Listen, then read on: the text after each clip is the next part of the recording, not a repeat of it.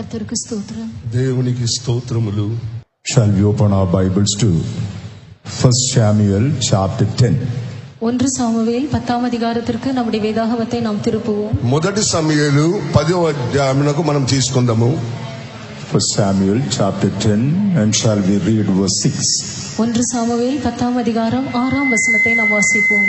మొదటి సమూయేలు 10వ అధ్యాయము 6వ వాక్యం చదువుకుందాము. அப்பொழுது கர்த்தருடைய ஆவி உன்மேல் இறங்குவார், நீ அவர்களோட கூட தீர்க்க தரிசனம் சொல்லி வேறு மனுஷன் ஆவாய். And the spirit of the Lord will come upon thee, and thou shalt prophesy with them, and shall be turned into another man. యెహోవా ఆత్మ నీ మీదికి బలముగా దిగి వచ్చును, నీవు వారితో కలిసి ప్రకటన చేయుచుండగా నీకు క్రొత్త మనసు వచ్చును. Praise be to God. కర్తருக்கு స్తోత్రం. దేవుని నామమునకు స్తోత్రములు. This was a message which the Lord gave to the man called Saul who lived in the Old Testament time. பழைய ஏற்பாட்டு காலத்தில் ஜீவித்து வந்ததான சவுல் என்கிறதான மனுஷனுக்கு கர்த்தர் தந்த தூது இதுவாகும். పాత నిబంధన కాలంలో సౌలు అనే పేరుతో జీవిస్తున్న ఒక వ్యక్తికి ఇవ్వబడిన సందేశమై ఉంటున్నది. The Spirit of the Lord will come upon thee, and thou shalt be turned to another man. கர்த்தருடைய ஆவி உன்மேல் இறங்குவார், நீ அவர்களோடு நீ வேறு மனுஷனாவாய். దేవుని యొక్క ఆత్మ నీ మీదికి దిగి వస్తున్నది, నువ్వు ఒక వేరొక వ్యక్తిగా మార్చబడుచున్నావు.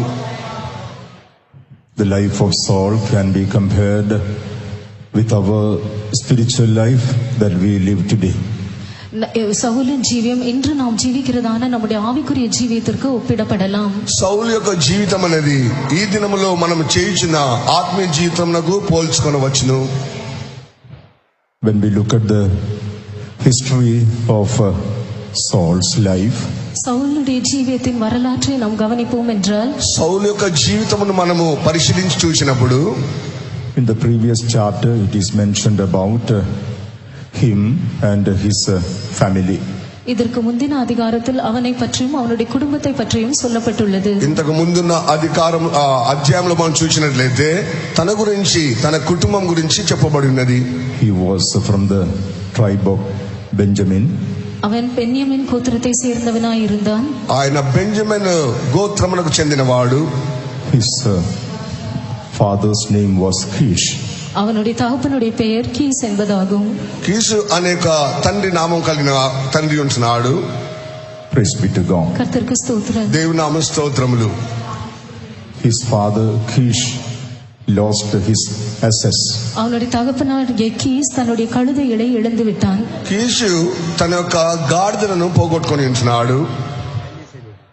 And Saul was asked by his father to go and search for the lost assets. காணாமற் போனதான இந்த கழுதைகளை போய் தேடும்படியாக சவுலுக்கு அவனுடைய தகப்பனால் சொல்லப்பட்டது.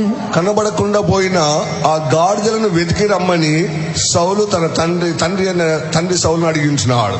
In obedience to the command of his father, Saul left with a servant in order to search the lost assets. தன்னுடைய தகப்பனுடைய கட்டளைக்கு அவன் கீழ்ப்படிந்தவனாய் காணாமற் போனதான இந்த கழுதைகளை தேடும்படியாக தன்னோடு கூட ஒரு வேலைக்காரனை அவன் கூட்டிக் கொண்டு புறப்பட்டான். తండ్రి యొక్క ఆజ్ఞకు లోబడి సౌలు తనకు ఒక దాసును తీసుకొని పోగొట్టుకున్న గాడిదలను వెతుకుతూ వెళ్ళి ఉంటున్నాడు. Finally he landed in the house of God where the prophet Samuel was living and ministering. கடைசியாக தீர்க்கதரிசியாகிய சாமுவேல் இருந்து கர்த்தருக்கென்று ஊழியம் செய்து கொண்டிருந்ததான கர்த்தருடைய வீட்டை அவன் சென்றடைந்தான். చివరికి ప్రవక్త అయిన సమూయేలు తాను సేవ చేస్తున్న స్థలంలోనికి సౌలు వెళ్ళి ఉంటున్నాడు. There God had already told Samuel regarding Saul's arrival. அவ்விடத்திலே தேவன் ஏற்கனவே சாமுவேலின் இடத்தில் இவ்விதமாக சவுல் அங்கு வருவதை பற்றி சொல்லி இருந்தார். దానికి ముందుగానే సమూయేలు సౌలు గురించి చెప్పి ఉంటున్నాడు. And Samuel was able to fulfill what God had told in the life of Saul. சவுலினுடைய ஜீவியத்திலே அவனை குறித்து கர்த்தர் என்ன சொல்லி இருந்தாரோ அந்த காரியத்தை சாமுவேலும் கூட நிறைவேற்றக்கூடியவனாய் இருந்தான். సౌలు గురించి దేవుడు ఏమి చెప్తున్నాడో సమూయేలు దాన్ని బయలుపరిచున్నాడు. When Samuel told Saul the plan of God concerning his life, even Saul couldn't believe it. Samuel சவுலினிடத்தில் அவனுடைய ஜீவியத்தை குறித்ததான தேவனுடைய திட்டத்தை அவனுக்கு தெரிவித்த போது சவுலினாலும் கூட அதை நம்ப முடியாமற் போனது. సౌలు యొక్క జీవితం యొక్క భవిష్యత్తు గురించి సమూయేలు దేవునికి ఆలోచన చెప్పినప్పుడు సౌలు నమ్మలేకపోయించున్నాడు. Praise be to God. கர்த்தருக்கு ஸ்தோத்திரம். దేవుని నామ స్తోత్రములు. That's how God visited Saul and came to this point where we read in 1 Samuel chapter 10 and verse 6. இவ்விதமாக தான் தேவன் சவுலை சந்தித்து இப்பொழுது நாம் வாசித்ததான 1 சாமுவேல் 10ஆம் அதிகாரம் 6ஆம் வசனத்தில் இருந்ததான அந்த வேத பகுதியில் சொன்னதான ஒரு கட்டத்திற்கு அவன் வந்தான். ఈ విధముగా దేవుడు సౌలును సంధించి 1 సమూయేలు 10వ అధ్యాయం 6వ వాక్యంలో చెప్పిన ప్రకారంగా అతని జీవితంలో క్రియ జరిగించినాడు.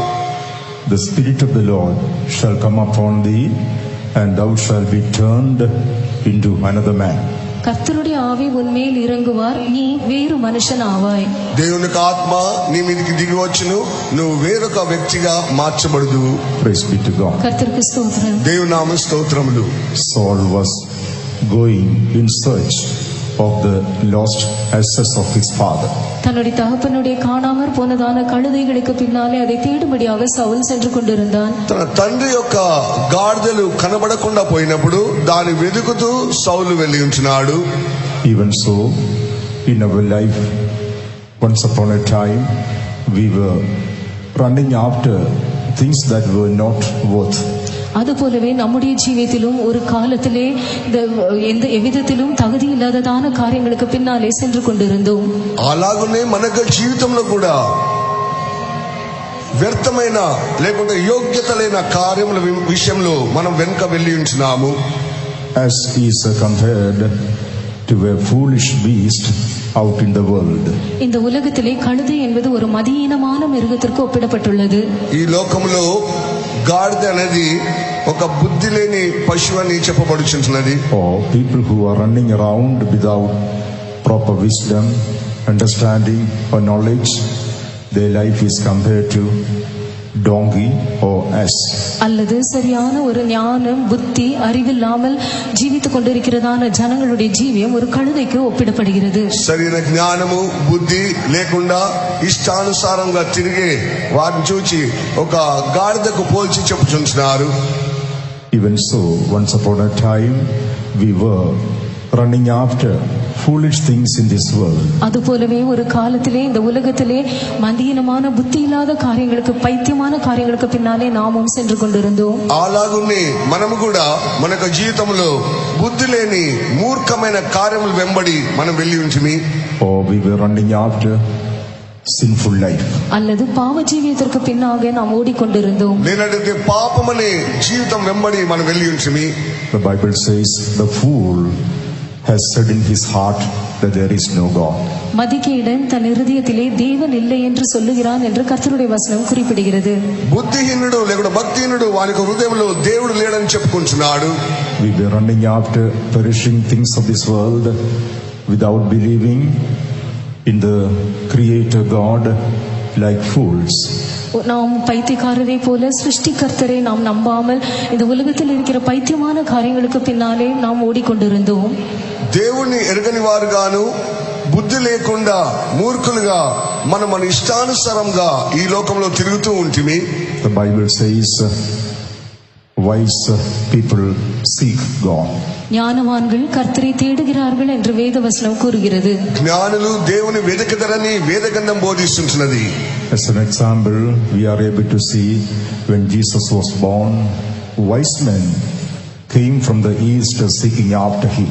இதற்கு உதாரணமாக இயேசு இந்த உலகத்திலே பிறந்தபோது சாஸ்திரிகள் ஞானிகள் அவரை தேடி வந்தார்கள் என்று வேதத்திலே நாம் வாசிக்கிறோம்.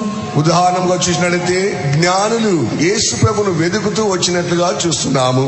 Wise men sought after Jesus. Even today, those who are spiritually wise, they seek after the Lord. ஞானவான்கள் சாஸ்திரிகள் இயேசுவை தேடி வந்தார்கள். அதுபோலவே இன்றும் கூட ஆவிக்குரிய ஜீவியத்திலே ஞானவான்களா இருக்கிறவர்கள் தேவனை தேடுகிறார்கள். జ్ఞానులనే వారు యేసును వెతుకుతూ వచ్చిన ప్రకారంగా ఈ లోకంలో కూడా జ్ఞానులనే వారు దేవుని వెతుకుతూనే ఉంటున్నారు. Praise be to God. கர்த்தருக்கு ஸ்தோத்திரம். దేవుని నామ స్తోత్రములు. Saul was running after the lost assets of his father, and finally he landed in the house of God where Prophet Samuel was alive and ministering. Saul தன்னுடைய தகப்பனுடைய காணாமற் போனதான கழுதைகளுக்கு பின்னாலே ஓடிக்கொண்டிருந்தான். கடைசியாக தேவனுடைய வீட்டிலிருந்து கர்த்தருக்கு ஊழியம் செய்து கொண்டிருந்ததான சாமுவேல் இருந்ததான கர்த்தருடைய வீட்டிற்கு அவன் வந்து சேர்ந்தான். సౌలైతే తన తండ్రి యొక్క గాడిదలను వెదుకుతూ కనబడని గాడిదలను వెదుకుచు ఆయన చివరికి సమూయేలు అనే దైవజనుని ఆ యొక్క సన్నిధిలోనికి చేరి ఉంటున్నాడు. Even so, we were running after perishing things of this world foolishly in our life. அதுபோலவே நாமும் நம்முடைய ஜீவியத்திலே பைத்தியக்காரத்தனமாக இந்த உலகத்தின் அழிந்து போகிறதான பொருட்களுக்கு பின்னாக ஓடிக்கொண்டிருந்தோம். అలాగునే మనము కూడా నాశనకరమైన వస్తువులతో నింపబడిన ఈ లోకంలో మూర్ఖులుగా మనం తిరుగుతూ వచ్చినాము. We had to face so many difficulties and problems and burdens and cares we have to bear. நம்முடைய ஜீவியத்தில் அநேக விதமான பிரச்சனைகள், பாரங்கள், கவலைகள், பலவிதமான தொந்தரவுகள் எல்லாவற்றையும் நாம் சந்திக்க நேர்ந்தது. మన జీవితంలో అనేకమైన సమస్యలు, చింతలు, భారములు మన జీవితంలో మనం ఎదుర్కొనవలసి ఉండెను. As Saul was introduced to Samuel by his servant, தன்னுடைய வேலைக்காரன் மூலமாக எவ்விதமாக சவுல் சாமுவேலுக்கு அறிமுகப்படுத்தப்பட்டானோ, ఒక దాసుని ద్వారా ఎలాగూ సౌలును సమూయేలును సంధించినాడు.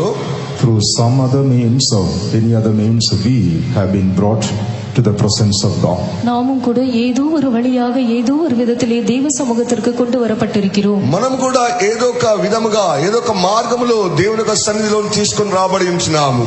Maybe through our friends, ஒருவேளை நம்முடைய நண்பர்கள் மூலமாக இருக்கலாம், ఒకవేళ మన స్నేహితుల ద్వారా ఉండవచ్చును, or our relatives, அல்லது நம்முடைய மற்ற உற்றார் மூலமாக இருக்கலாம், లేదా బంధువుల ద్వారా ఉండవచ్చును, or through the contact of our colleagues, அல்லது நம்மோடு கூட வேலை செய்கிறவர்களோடு சம்பந்தம் கொண்டதின் மூலமாக இருக்கலாம், లేనట్లయితే మనతో పని చేసే వారితో ఉండవచ్చును, or through the ministration of some servant of God, அல்லது ஏதோ கர்த்தருடைய ஊழியக்காரர் உங்களை சந்தித்து உங்களிடத்தில் பேசினது மூலமாக இருக்கலாம், లేనట్లయితే ఏదో ఒక దేవుని సేవకుల ద్వారా సంధించి తీసుకొని రాబడవచ్చును. the Lord brought us to His presence through the problems that we were going in the past. கடந்த காலங்களிலே நாம் சந்தித்ததான அந்த பிரச்சனைகளின் மூலமாக தேவன் நம்மை தம்முடைய சமூகத்திற்கு கொண்டு வந்து சேர்த்தார். గత దినంలో గత సంవత్సరంలో సంధించిన అనేక కార్యములను బట్టి ఏదో విధంగా మన దేవుని సన్నిధిలో తీసుకుని వచ్చినాడు. So whatever have taken place in our life in the past, it was for our good. ஆகையால் கடந்த காலங்களிலே நம்முடைய ஜீவியத்தில் என்னென்ன காரியங்கள் சம்பவித்தனவோ அவை எல்லாம் நம்முடைய நன்மைக்காகவே இருந்தன. గత సంవత్సరంలో మన జీవితంలో ఏమేమి కార్యములు సంభవించినవో అవన్నీ మన మేలు కొరకే సంభవించినవి. Through our problems, difficulties, trials or temptations or burdens or cares, we were able to come to the presence of God. நம்முடைய பிரச்சனைகள், பாரங்கள், கஷ்டங்கள், நம்முடைய உபத்திரவங்கள், நம்முடைய பரீட்சைகள், சோதனைகள் இவை எல்லாவற்றின் மூலமாக நாம் கர்த்தருடைய சமூகத்திற்கு வர நேர்ந்தது. మన సమస్యల ద్వారా, భారముల ద్వారా, చింతల ద్వారా, కష్టములు, నిందలు, అవమానముల ద్వారా మనం దేవుని యొక్క సన్నిధికి రాగలిగించున్నాము. Those things God allowed to take place in our life so that God's eternal plan could be revealed in our life. நம்முடைய ஜீவியத்திலே தேவனுடைய நித்திய நோக்கம், திட்டம் வெளிப்படுத்தப்படும்படியாக இந்த காரியங்கள் எல்லாம் கடந்த காலங்களிலே நம்முடைய ஜீவியத்தில் தேவனால் அனுமதிக்கப்பட்டன. దేవుని యొక్క ఉద్దేశం అనేది మన జీవితంలో బయలుపరిచినట్లుగా దేవుడు గత కాలంలో అనేక విధములుగా దేవుడు మనల్ని దర్శించి దేవుడు మనకు బయలుపరిచినాడు. Praise be to God. கர்த்தருக்கு ஸ்தோத்திரம். దేవుని నామ స్తోత్రములు. Saul was brought to the house of Samuel. Saul சாமுவேலின் வீட்டிற்கு கொண்டு வரப்பட்டான். సౌలు సమూయేలు ఇంటికి తీసుకొని రాబడి ఉన్నాడు. There he was told God's divine plan concerning his future. அவ்விடத்திலே அவனுடைய எதிர்காலத்தை குறித்ததான தேவனுடைய திவ்ய நோக்கம் அவனுக்கு வெளிப்படுத்தப்பட்டது. సమూయేలు అయితే తన యొక్క భవిష్యత్ కాలమున దేవుని యొక్క ఉద్దేశం ఏంటిదనేది సౌలుకు బయలుపరిచున్నాడు. All those things we are able to see in chapter 9 book of Samuel, chapter 9. இவை எல்லாவற்றையும் நாம் 1 சாமுவேல் 9ஆம் அதிகாரத்திலே காண முடிகிறது. ఇవన్నీ కార్యములు మొదటి సమూయేలు 9వ అధ్యాయంలో చెప్పబడి ఉన్నవి. And chapter 10 and verse 1 when we read. 10ஆம் அதிகாரம் 1ஆம் வசனத்தை நாம் வாசிக்கும்போது 10వ అధ్యాయం మొదటి వాక్యం మనం చదివినప్పుడు தைல குப்பியை எடுத்து அவன் தலையின் மேல் வார்த்து அவனை முத்தம் செய்து கர்த்தர் உன்னை தம்முடைய சுதந்திரத்தின் மேல் தலைவனாக அபிஷேகம் பண்ணினார் அல்லவா. Then Samuel took a vial of oil and poured it upon his head and kissed him and said, Is it not because the Lord hath anointed thee to be captain over his inheritance? అప్పుడు సమూయేలు తైలపు బుడ్డి పట్టుకొని సౌలు తల మీద తైలము పోసి అతన్ని ముద్దు పెట్టుకొని యెహోవా నిన్ను అభిషేకించి తన స్వాస్థ్యం మీద అధిపతిగా నియమించి ఉన్నాడని చెప్పి ఈలాగు సెలవిచ్చెను. After revealing the plan of God concerning his life, Samuel is anointing him for that purpose. அவனுடைய ஜீவியத்தை குறித்ததான தேவனுடைய திட்டத்தை சாமுவேல் வெளிப்படுத்தின பின்பு இந்த நோக்கத்திற்காக சாமுவேல் அவனை அபிஷேகம் பண்ணினான். అతని గురించిన దేవుని యొక్క ఉద్దేశము సమూయేలు బయలుపరిచిన తర్వాత సమూయేలు ఆ యొక్క కార్యం నెరవేర్చగాను అతను అభిషేకించినాడు. He was anointed to be captain over his inheritance. தேவனுடைய சுதந்திரத்தின் மேல் தலைவனாக இருக்கும்படியாக அவன் அபிஷேகம் பண்ணப்பட்டான். తన సంపాద్యం అనే స్వాస్థ్యం మీద అధికారిగా నాయకుడిగా అభిషేకించబడినాడు. Praise be to God. கர்த்தருக்கு ஸ்தோத்திரம். దేవుని నామ స్తోత్రములు. Through various problems and difficult situations, we have come in our life in the past. நாம் நம்முடைய கடந்த காலங்களிலே நம்முடைய ஜீவியத்தில் பலவிதமான பிரச்சனைகள் கஷ்டமான சூழ்நிலைகளின் வழியாய் கடந்து வந்திருக்கிறோம். పలవిధమైన కష్టములు సమస్యలు పలవిధమైన పోరాటం మధ్యలో మనం దేవుని యొక్క సన్నిధికి రాగలిగినాము. Through all those things, God was bringing us closer to Him. இவை எல்லாவற்றின் மூலமாக தேவன் நம்மை தம் மண்டையிலே இன்னும் கிட்டி சேர்க்கிறவராக இருந்தார். ఆ కార్యములన్నిటి ద్వారా దేవునికి అతి సమీపంగా వచ్చుటకు సహాయం చేసినాడు. God allowed various things to take place in our life to fulfill His eternal plan and purpose concerning our future.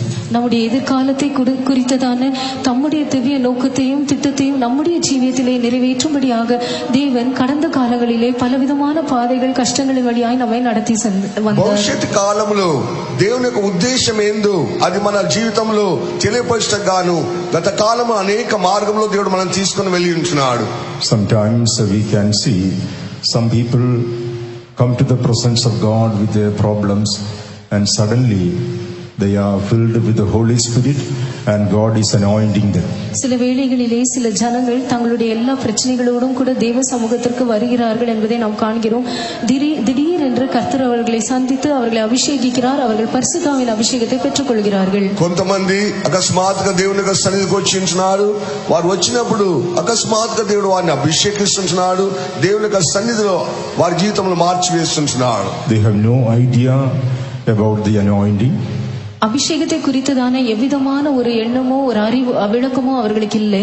అభిషేకం అనగా ఏమిటో అని వారు తెలియని వారుగానే ఉన్నారు. They don't know what the Holy Spirit is.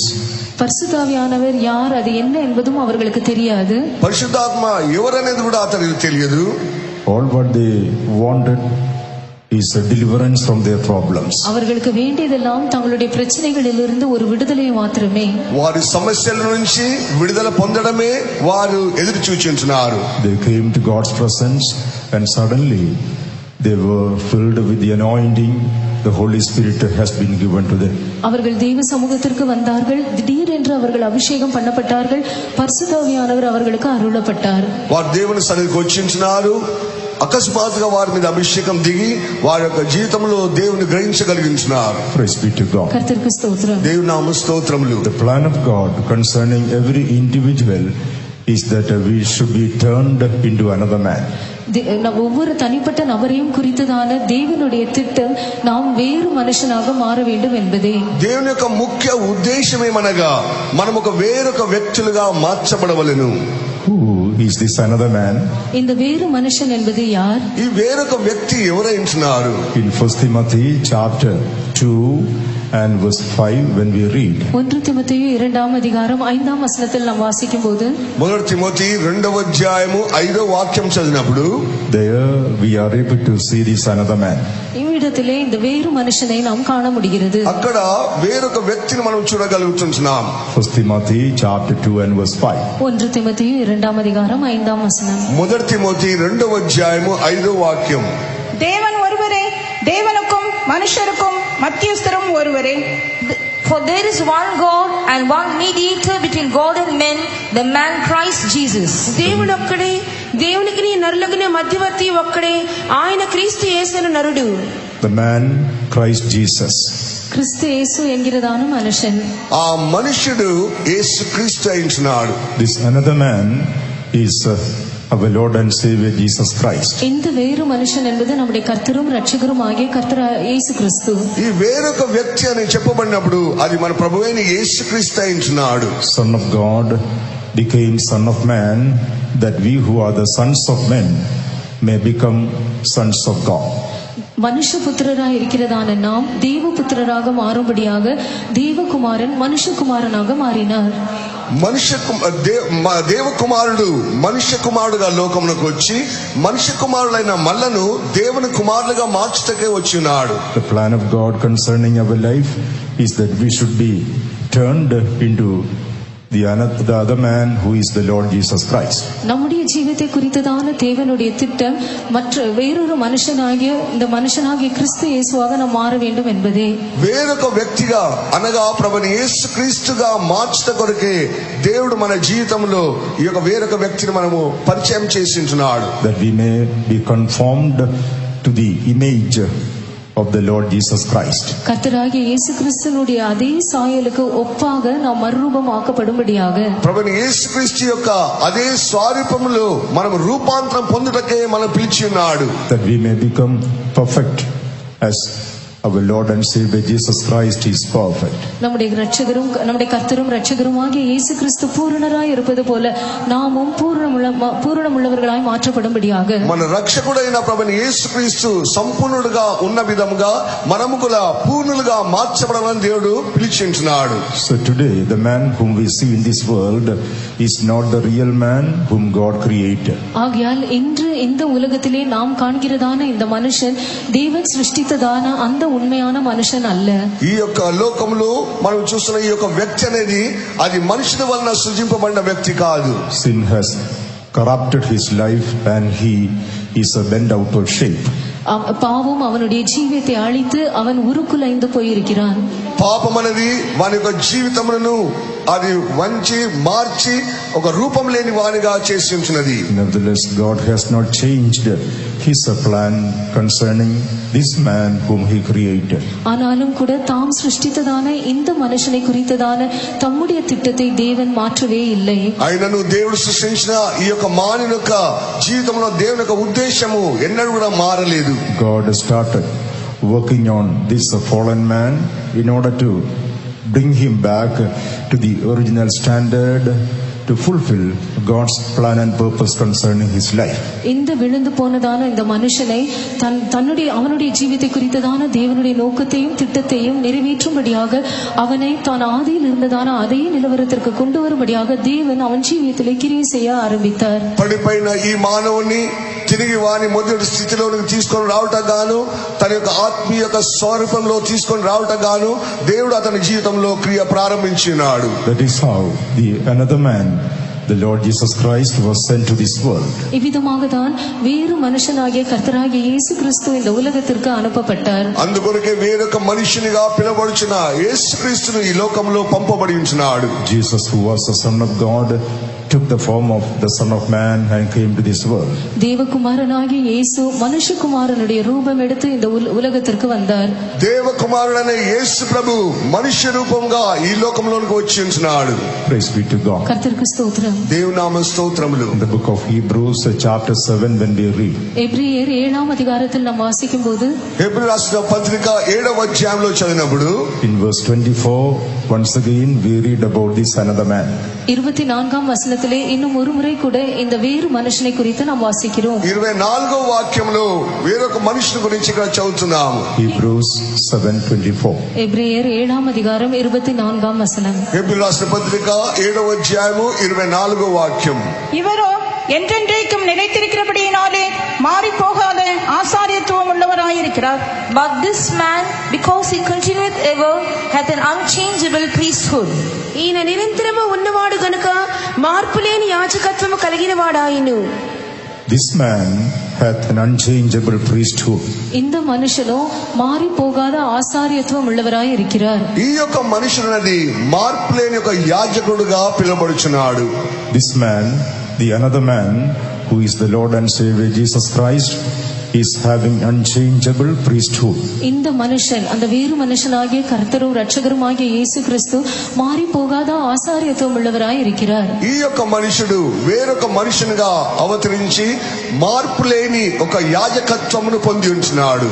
Therefore, he is making intercession always before the Father, that we could be saved to the uttermost. ஆகையால் நாம் முற்றுமுடிய ரட்சிக்கப்படும்படியாக அவர் எப்பொழுதுமே நமக்காக பிதாவுக்கு முன்பாக பரிந்து பேசிக் கொண்டிருக்கிறார். అందుకొరకే సంపూర్ణంగా మనం రక్షింపబడు నిమిత్తమై యేసు ప్రభు తండ్రి కుడిపార్శ్వములో కూర్చొని మన కొరకు విజ్ఞాపన చేయుచున్నాడు.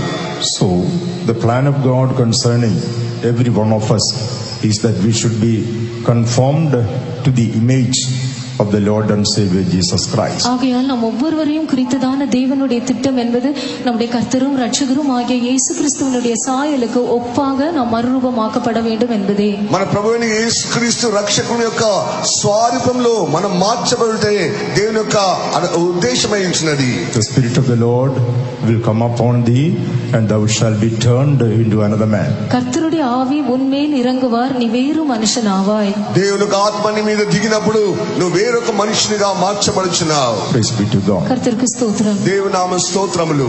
When we go through the incidents that took place in the life of Saul, சவுலனுடைய ஜீவியத்திலே சம்பவித்ததான அந்த காரியங்களை எல்லாம் நாம் கவனித்து பார்க்கும்போது, సౌలు యొక్క జీవితంలో సంభవించిన కార్యములను గమనించినప్పుడు they can be compared with our life and study various things which we have to observe in our spiritual journey. அவைகள் நம்முடைய ஜீவியத்தோடு கூட ஒப்பிடப்படலாம். நம்முடைய ஆவிக்குரிய இந்த பிரயாணத்திலே நாம் கைக்கொள்ள வேண்டியதான அநேக காரியங்களை குறித்து நாம் இவைகளின் மூலமாக கற்றுக்கொள்ளலாம். మన యొక్క జీవితమును పోల్చుకొని చూసుకున్నప్పుడు ఆత్మీయ ప్రయాణంలో మనము నేర్చుకోవాల్సిన అనేక కార్యములు మనం చూడగలుగుచున్నాము. First of all, the name Saul means destroyer.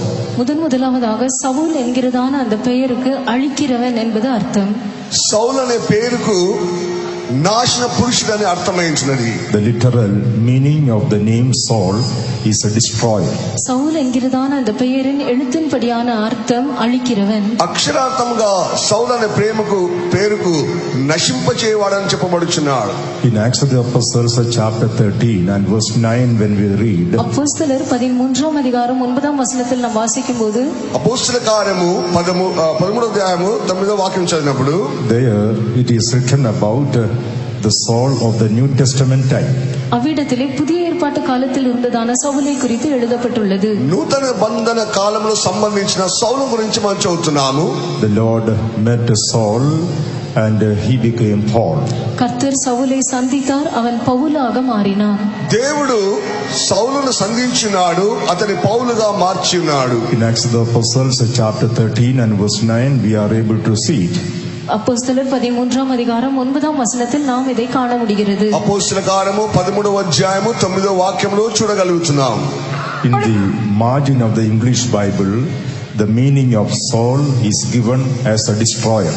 ஆங்கில மொழிபெயர்ப்பில் மார்ஜினில் சவுல் என்கிறதான இந்த வார்த்தைக்கு அழிக்கிறவன் என்ற அர்த்தம் கொடுக்கப்பட்டுள்ளது. కింద మూల భాషలో మనం చదివినట్లయితే సౌలు అనే మాటకు నశింపజేవాడు, నాశన పురుషుడు అని చెప్పబడుచున్నాడు. And the meaning of the Paul is written as worker.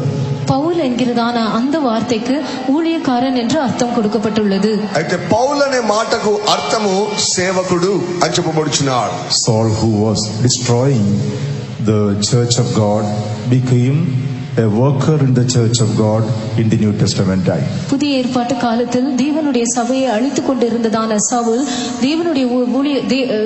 தேவனுடைய சபையிலே ஊழியக்காரனாகிய பவுலாக மாறினார். దేవుని యొక్క సంఘమును నాశనం చేయించిన ఈ యొక్క సౌలు అతను పౌలుగా మార్చబడి అతను సేవకుడుగా దేవుని యొక్క సంఘంలో ప్రవేశించినాడు. So the name Saul means destroyer.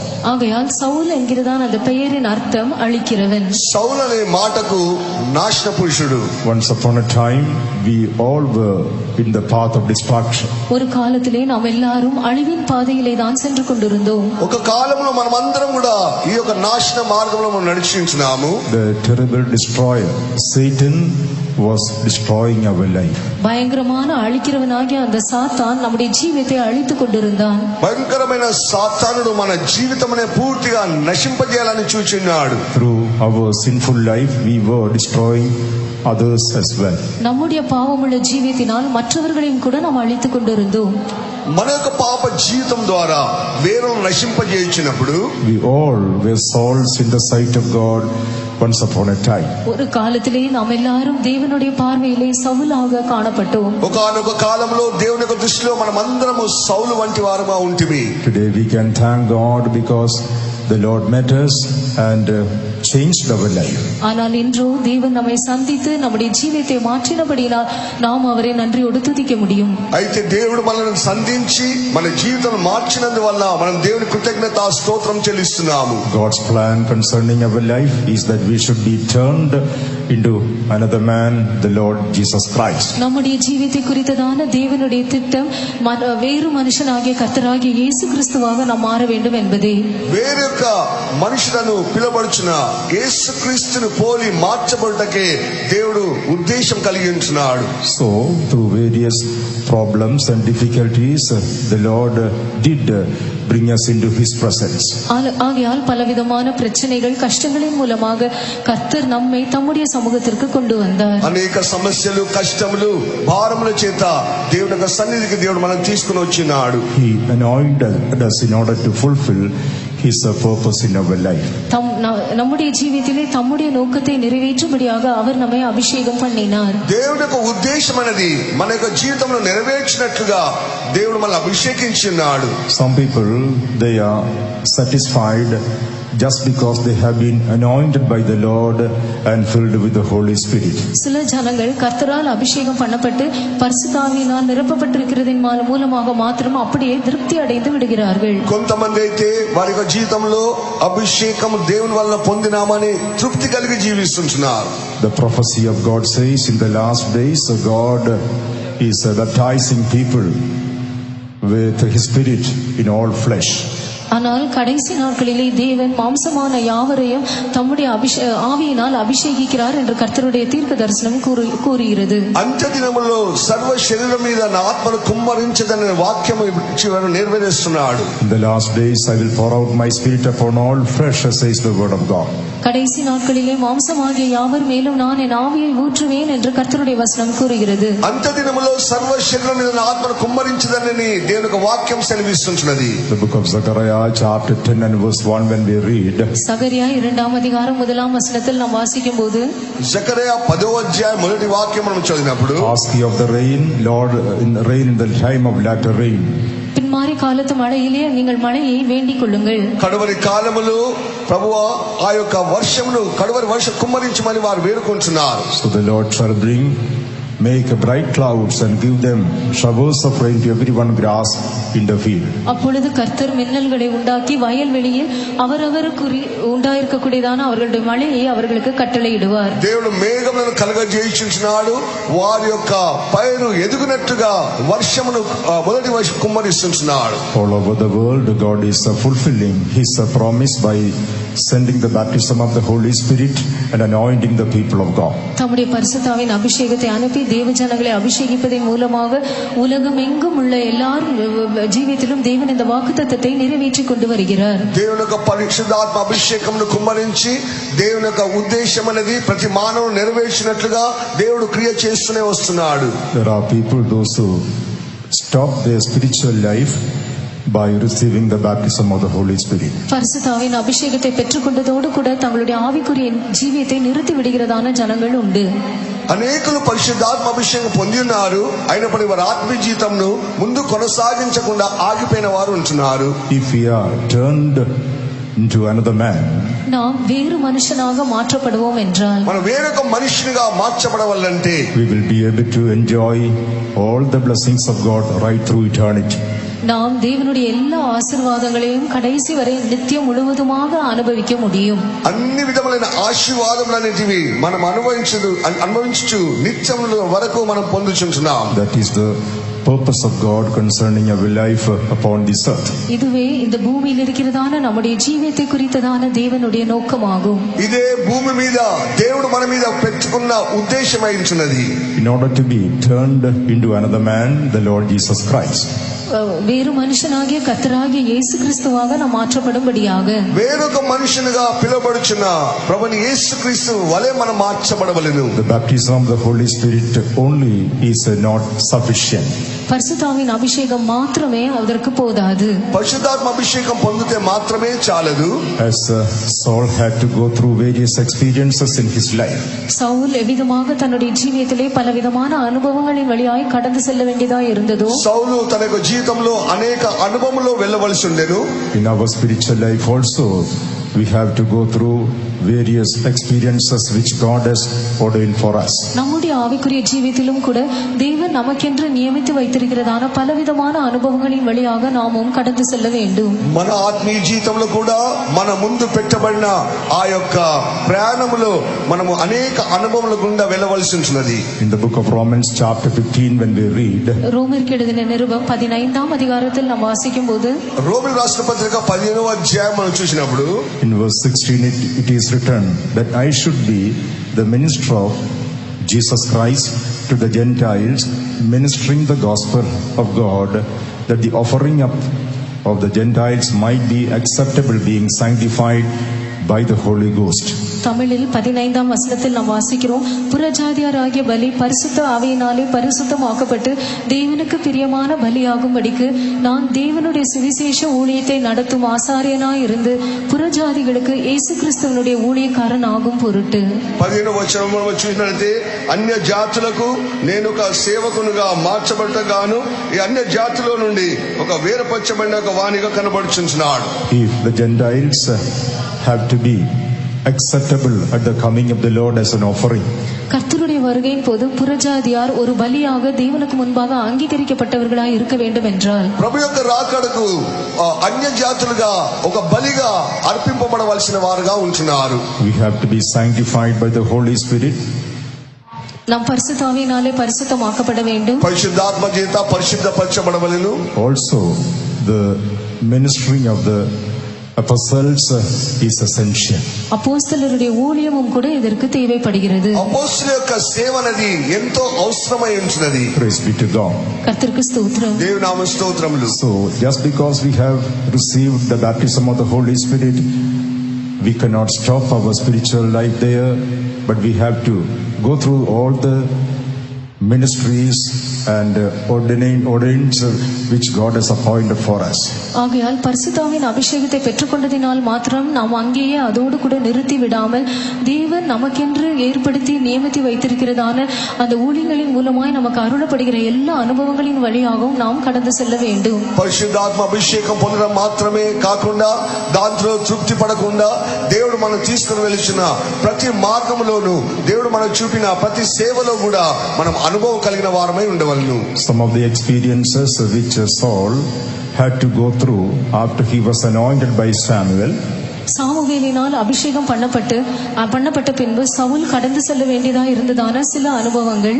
సౌలు సమూయేలు ద్వారా అభిషేకింపబడిన తర్వాత ఆయన వెళ్ళవలసిన మార్గములు చూచినప్పుడు some of them we can compare with our spiritual life this morning. அவைகளில் சிலவற்றை இந்த காலைவேளையிலே நம்முடைய ஆவிக்குரிய ஜீவியத்தோடு கூட நாம் ஒப்பிட்டு பார்ப்போம். వాటిలో కొన్ని కార్యములు మన ఆత్మీయ జీవితంలో పోల్చుకొని మనం చూడవచ్చును. When we come back to 1 Samuel chapter 10, 1 Samuel 10ஆம் அதிகாரத்திற்கு நாம் மறுபடியும் திரும்பி வரும்போது మొదటి సమూయేలు 10వ అధ్యాయం తిరిగి వచ్చినట్లయితే In verse 2, what Samuel was telling Saul, 2ஆம் வசனத்தில் சாமுவேல் சவுலின் இடத்தில் என்ன சொன்னான்?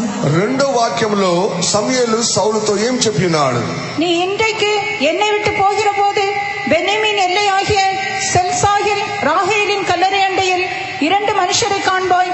அவர்கள் உன்னை பார்த்து, நீ தேட போன கழுதைகள் அகப்பட்டது, இதோ உன் தகப்பன் கழுதைகளின் மேல் இருந்த கவலையை விட்டு உங்களுக்காக விசாரப்பட்டு என் மகனுக்காக என்ன செய்வேன் என்கிறான் என்று சொல்லுவார்கள்.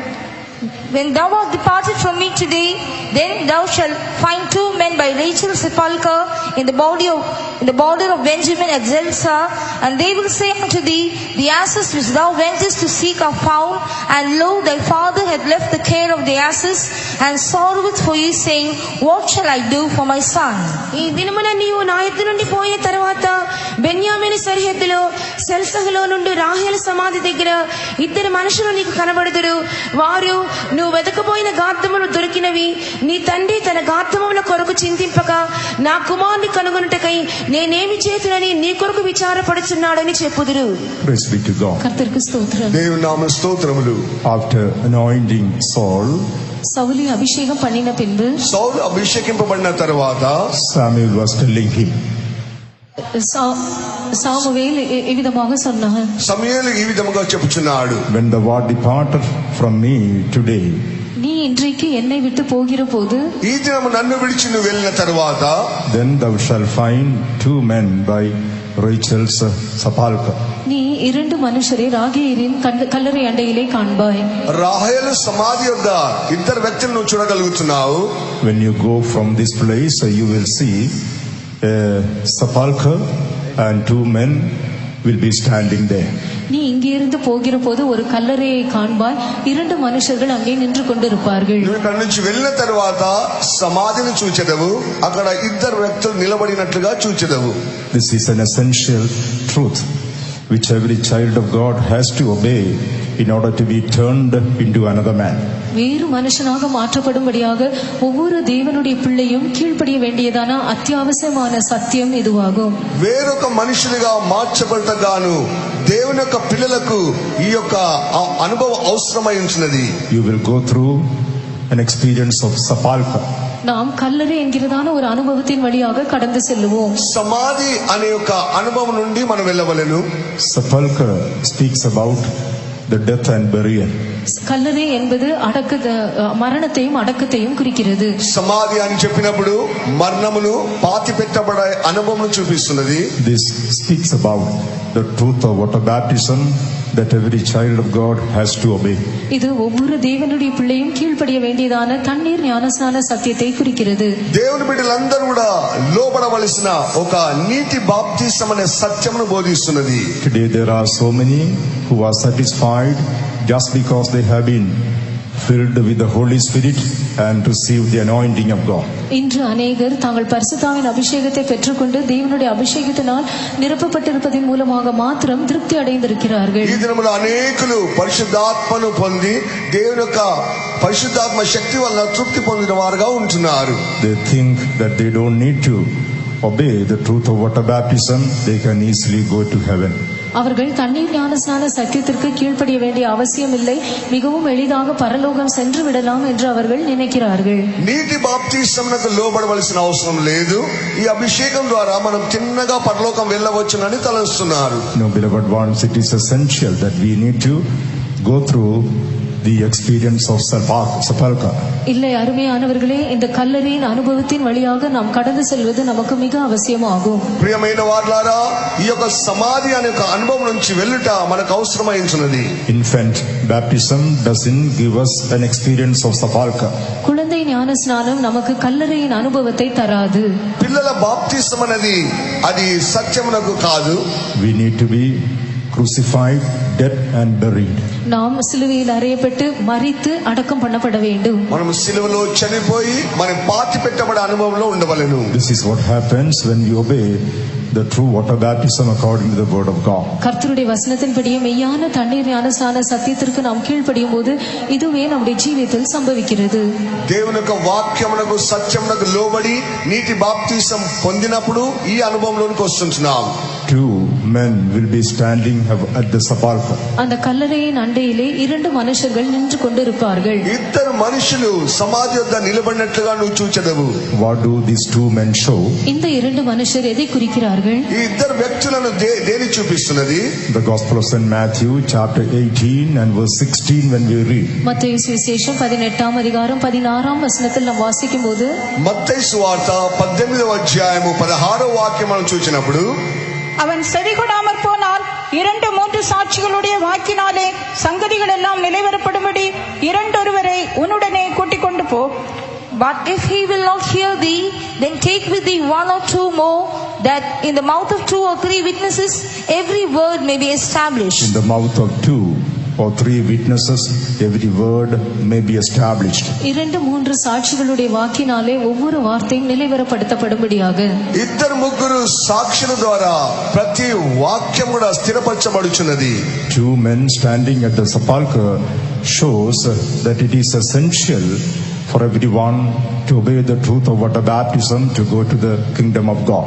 தேவனுடைய ராஜ்யத்திற்கு செல்லும்படியாக ஒவ்வொருவரும் தண்ணீர் ஞானஸ்நான சத்தியத்திற்கு கீழ்ப்படிய வேண்டும் என்பதை இந்த இரண்டு மனுஷர் கல்லறை அண்டையில் நிற்கிற அந்த சம்பவம் குறிக்கிறது. దేవుని యొక్క వాక్యమునకు లోబడి దేవుని యొక్క రాజ్యంలో ప్రవేశించినట్లుగా నీటి బాప్తిసం అవసరమని ఈ ఇద్దరు వ్యక్తుల ద్వారా తెలియపరచబడుచున్నది. By the true or 3 witnesses every word may be established. 2 அல்லது 3 சாட்சிகளுடைய வாக்கினாலே ஒவ்வொரு வார்த்தையும் நிலைவரப்படுத்தப்பட வேண்டும். ఇద్దరు ముగ్గురు వ్యక్తుల ద్వారా ప్రతి వాక్కులను స్థిరపరచబడుచున్నది. Another confirmation we are able to see from the Gospel of St. John chapter 3 and verse 5. யோவான் சுவிசேஷம் 3ஆம் அதிகாரம் 5ஆம் வசனத்தில் இதற்குரிய மற்றொரு அத்தாட்சியும் உறுதியையும் நாம் காண்கிறோம். యోహాను సువార్త 3వ అధ్యాయము 5వ వాక్య ప్రకారంగా ఇది వాక్యం స్థిరపరచబడినట్లుగా చూస్తున్నాం. Jesus says, "Verily, verily, I say unto thee."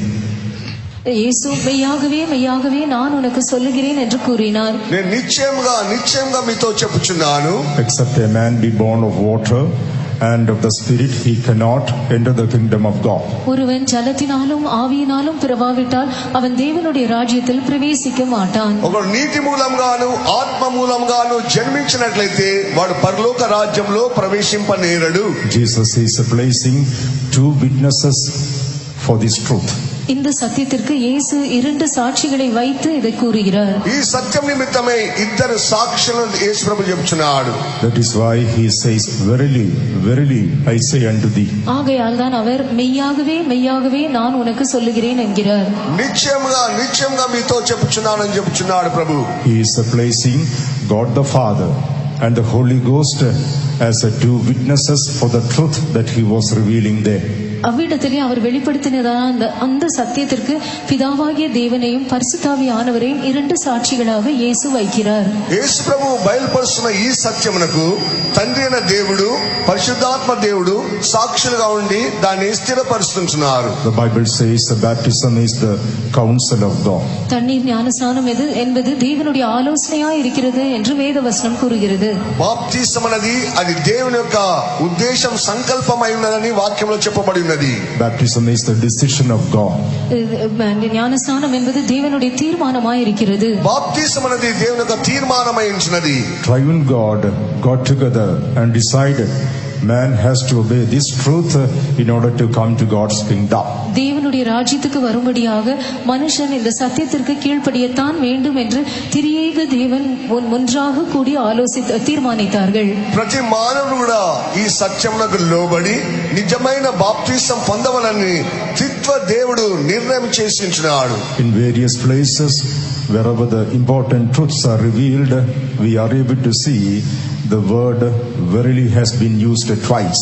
பல இடங்களிலே எங்கெங்கெல்லாம் சத்தியம் ஆழமாக வெளிப்படுத்தப்படுகிறதோ அவ்விடங்களிலே மெய்யாகவே மெய்யாகவே என்கிறதான வார்த்தை 2 முறை உபயோகிக்கப்பட்டுள்ளது. ఎక్కడైతే వాక్యమును లోతైన విధముగా అది రుజువుపరచవాలని కోరినప్పుడు నిశ్చయముగా నిశ్చయముగాని 2 పర్యాయములు రాయబడి ఉంటున్నది. Verily, verily, I say unto thee.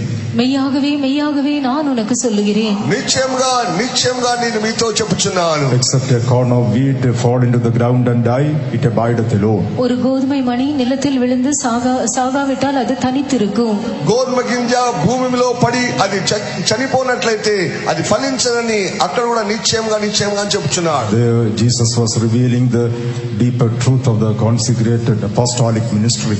அவ்விடத்திலே பிரதிஷ்டை பண்ணப்பட்டதான அப்போஸ்தல ஊழியத்தின் ஆழமான సత్యத்தை యేసు வெளிப்படுத்தினார். అక్కడ ప్రతిష్ఠింపబడుచున్న అపోస్తలుల యొక్క లోతైన సత్యమును సేవను బోధిస్తున్నాడు. So wherever the word verily has been used twice, ஆகையால் எங்கெங்கெல்லாம் மெய்யாகவே என்கிறதான வார்த்தை 2 முறை உபயோகிக்கப்பட்டுள்ளதோ ఎక్కడెక్కడైతే నిశ్చయం గాని 2 పర్యాయములు ఉపయోగించినాడో Jesus is placing God the Father and the Holy Ghost as witnesses for the truth that he was revealing there. இயேசு அவ்விடத்திலே தாம் வெளிப்படுத்திக் கொண்டிருக்கிறதான அந்த சத்தியத்திற்கு பிதாவாகிய தேவனையும் பரிசுத்த ஆவியானவரையும் சாட்சியாக வைக்கிறார். యేసు ప్రభు వాక్యమును ఎప్పుడైతే అక్కడ స్థిరపరచబోచున్నాడో అక్కడ తండ్రి అయిన దేవుడు పరిశుద్ధాత్మ దేవుడు ఇద్దరు సాక్షులుగా ఉన్నప్పుడే నిశ్చయంగా అని చెప్పబడుచున్నది. Wherever the word verily has been used twice, எங்கெங்கெல்லாம் மெய்யாகவே என்கிற வார்த்தை 2 முறை உபயோகப்படுத்தப்பட்டுள்ளதோ ఎక్కడెక్కడైతే నిశ్చయం గాని 2 పర్యాయములు ఉపయోగించబడినదో we need to pay more attention and get the revelation of the truth that is revealed in those scriptures. அவ்விடத்திலே நாம் இன்னும் அதிகமான ஆழமான கவனத்தை செலுத்தி அந்த வேத பகுதிகளிலே வெளிப்படுத்தப்படுகிறதான வெளிப்படுத்தல்களை நாம் பெற்றுக்கொள்ள வேண்டும். అదే భాగములో మనం నిలిచి దాని లోతైన విధముగా మనం ధ్యానించి దాని ద్వారా ప్రకటన పొందుకొనవలెను. By 2 or 3 witnesses every word is established. 2 அல்லது 3 சாட்சிகளினாலே ஒவ்வொரு வார்த்தையும் ஸ்திரப்படுத்தப்படுகிறது.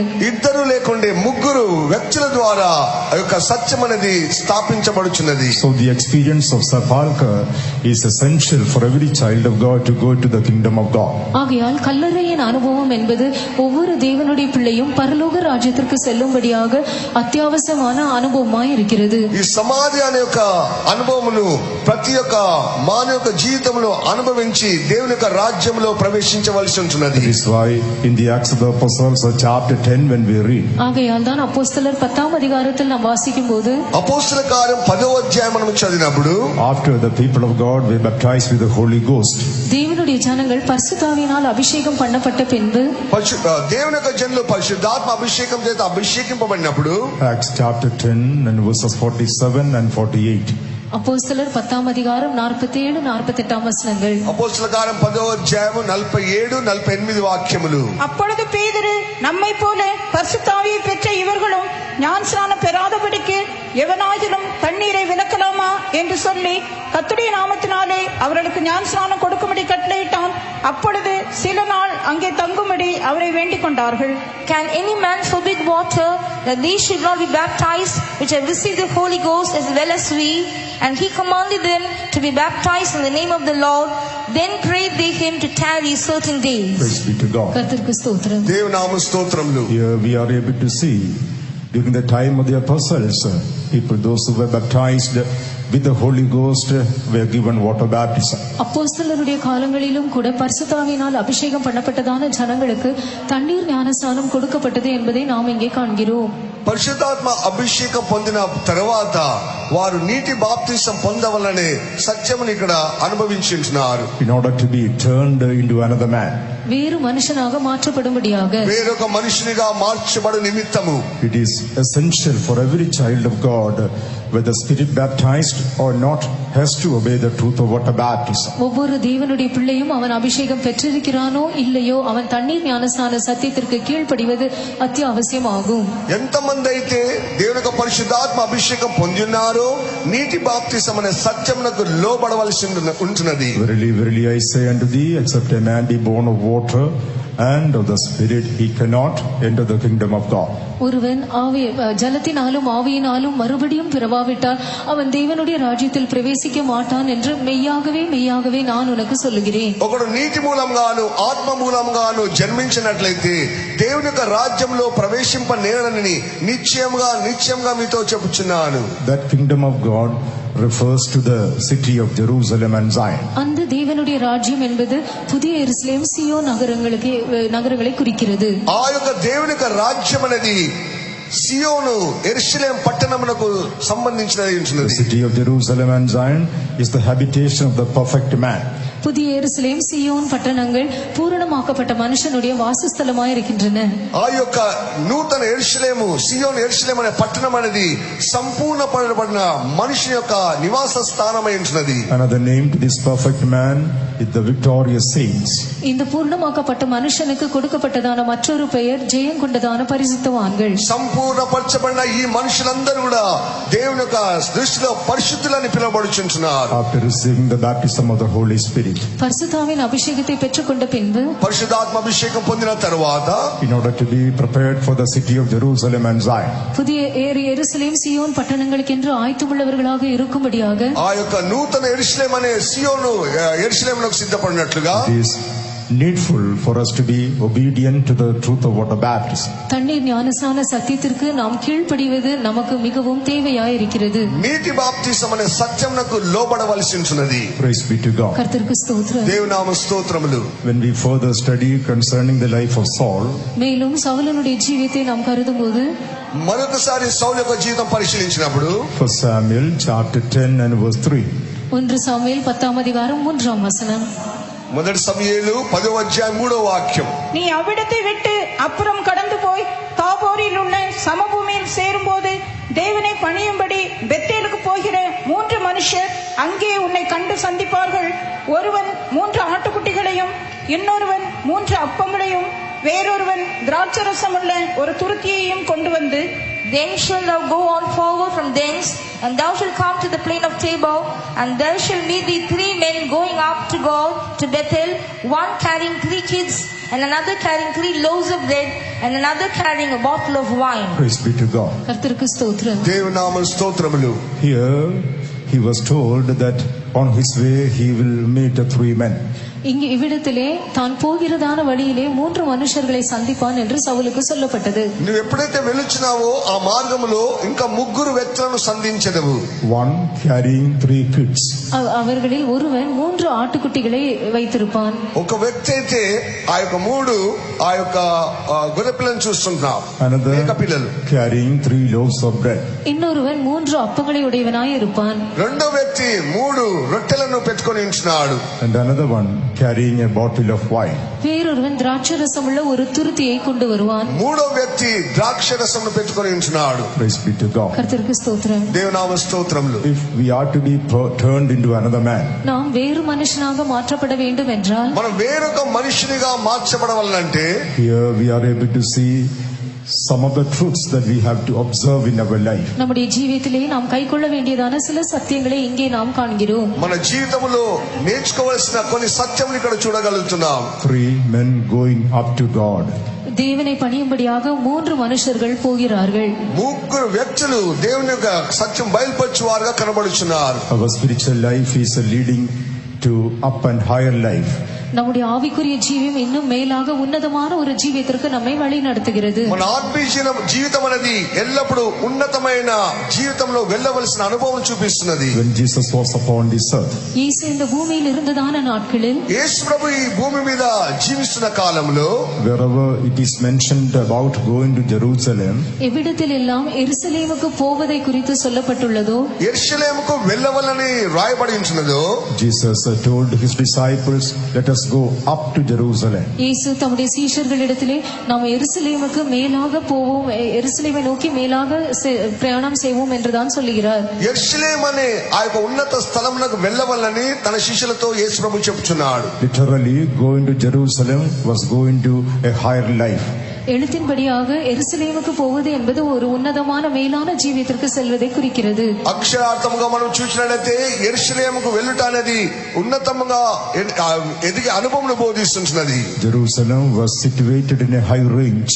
எருசலேம் ஒரு உன்னதமான ஸ்தலத்திலே தான் அது காணப்பட்டது. యెరూషలేం పట్టణం అనేది ఉన్నతమైన స్థలంలో ఉన్న నివాస స్థానమైనది. This is why Jesus said, let us go up to Jerusalem. ஆகையால் தான் இயேசுவும் கூட நாம் மேலே எருசலேமுக்கு போவோம் என்று சொன்னார். అందుకొరకే యెరూషలేం పైకి వెళుదామని చెప్పుచున్నాడు.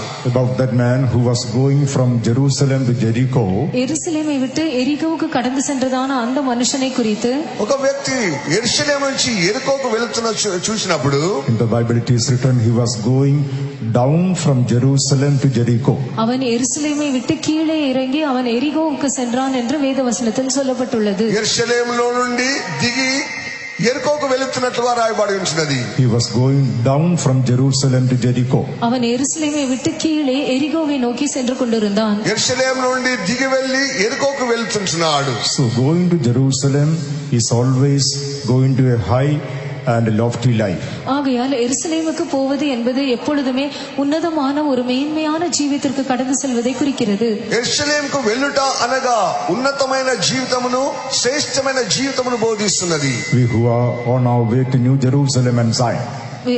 எருசலேமுக்கும் சீயோனுக்கும் போகும்படியாக காத்திருக்கிறதான நாம் సియోనుకు యెరూషలేమునకు వెళ్ళవలసిన మనము we who are on our way to New Jerusalem and Zion. புதிய எருசலேமுக்கும் சீயோனுக்கும் பிரயாணம் செய்து கொண்டிருக்கிறதான நாம் నూతన యెరూషలేము సియోనుకు ప్రయాణమవుచున్న మనము We must be going up and higher in our spiritual life. நம்முடைய ஆவிக்குரிய ஜீவிதத்திலே நாம் இன்னும் மேலாக உன்னதமாக தான் ஏறி செல்ல வேண்டும். ఆత్మీయ జీవితంలో ఉన్నతమైన అనుభవంలోనికి ఎదుగుచున్నవలెను.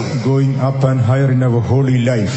நம்முடைய பரிசுத்த ஜீவியத்திலே இன்னும் மேலாக உன்னதமான நிலவரத்திற்கு ஏறி செல்வது. మన పరిశుద్ధ జీవితంలో ఉన్నతంగా ఎదుగుతూ మనము వెళ్ళుచున్నవలెను. Going up and higher in our life of separation. நம்முடைய வேறுபாட்டின் ஜீவியத்திலே மேலே நோக்கி இன்னும் உன்னதமான ஸ்தானத்திற்கு கடந்து செல்வது. ప్రత్యేకమైన జీవితంలో కూడా మనము ఉన్నతమైన స్థలంలో ఎదుగుచున్నవలెను. Going up and higher in our life of consecration. நம்முடைய பிரதிஷ்டையின் ஜீவியத்திலே நாம் மேலாக நோக்கி இன்னும் உன்னதமான ஒரு ஸ்தலத்திற்கு நாம் கடந்து செல்வது. మన ప్రతిష్ట జీవితంలో కూడా శ్రేష్టమైన ఉన్నతమైన స్థలంలోకి వెళ్ళుచున్నవలెను. Going up and higher in our faith life. நம்முடைய விசுவாச ஜீவியத்திலே இன்னும் மேலாக உன்னதமான ஒரு நிலவரத்திற்கு நாம் கடந்து செல்வது. విశ్వాస జీవితంలో కూడా ఉన్నతమైన అనుభవంలో ఎదుగుచున్నవలెను. We are going up and higher till we reach Jerusalem and Zion.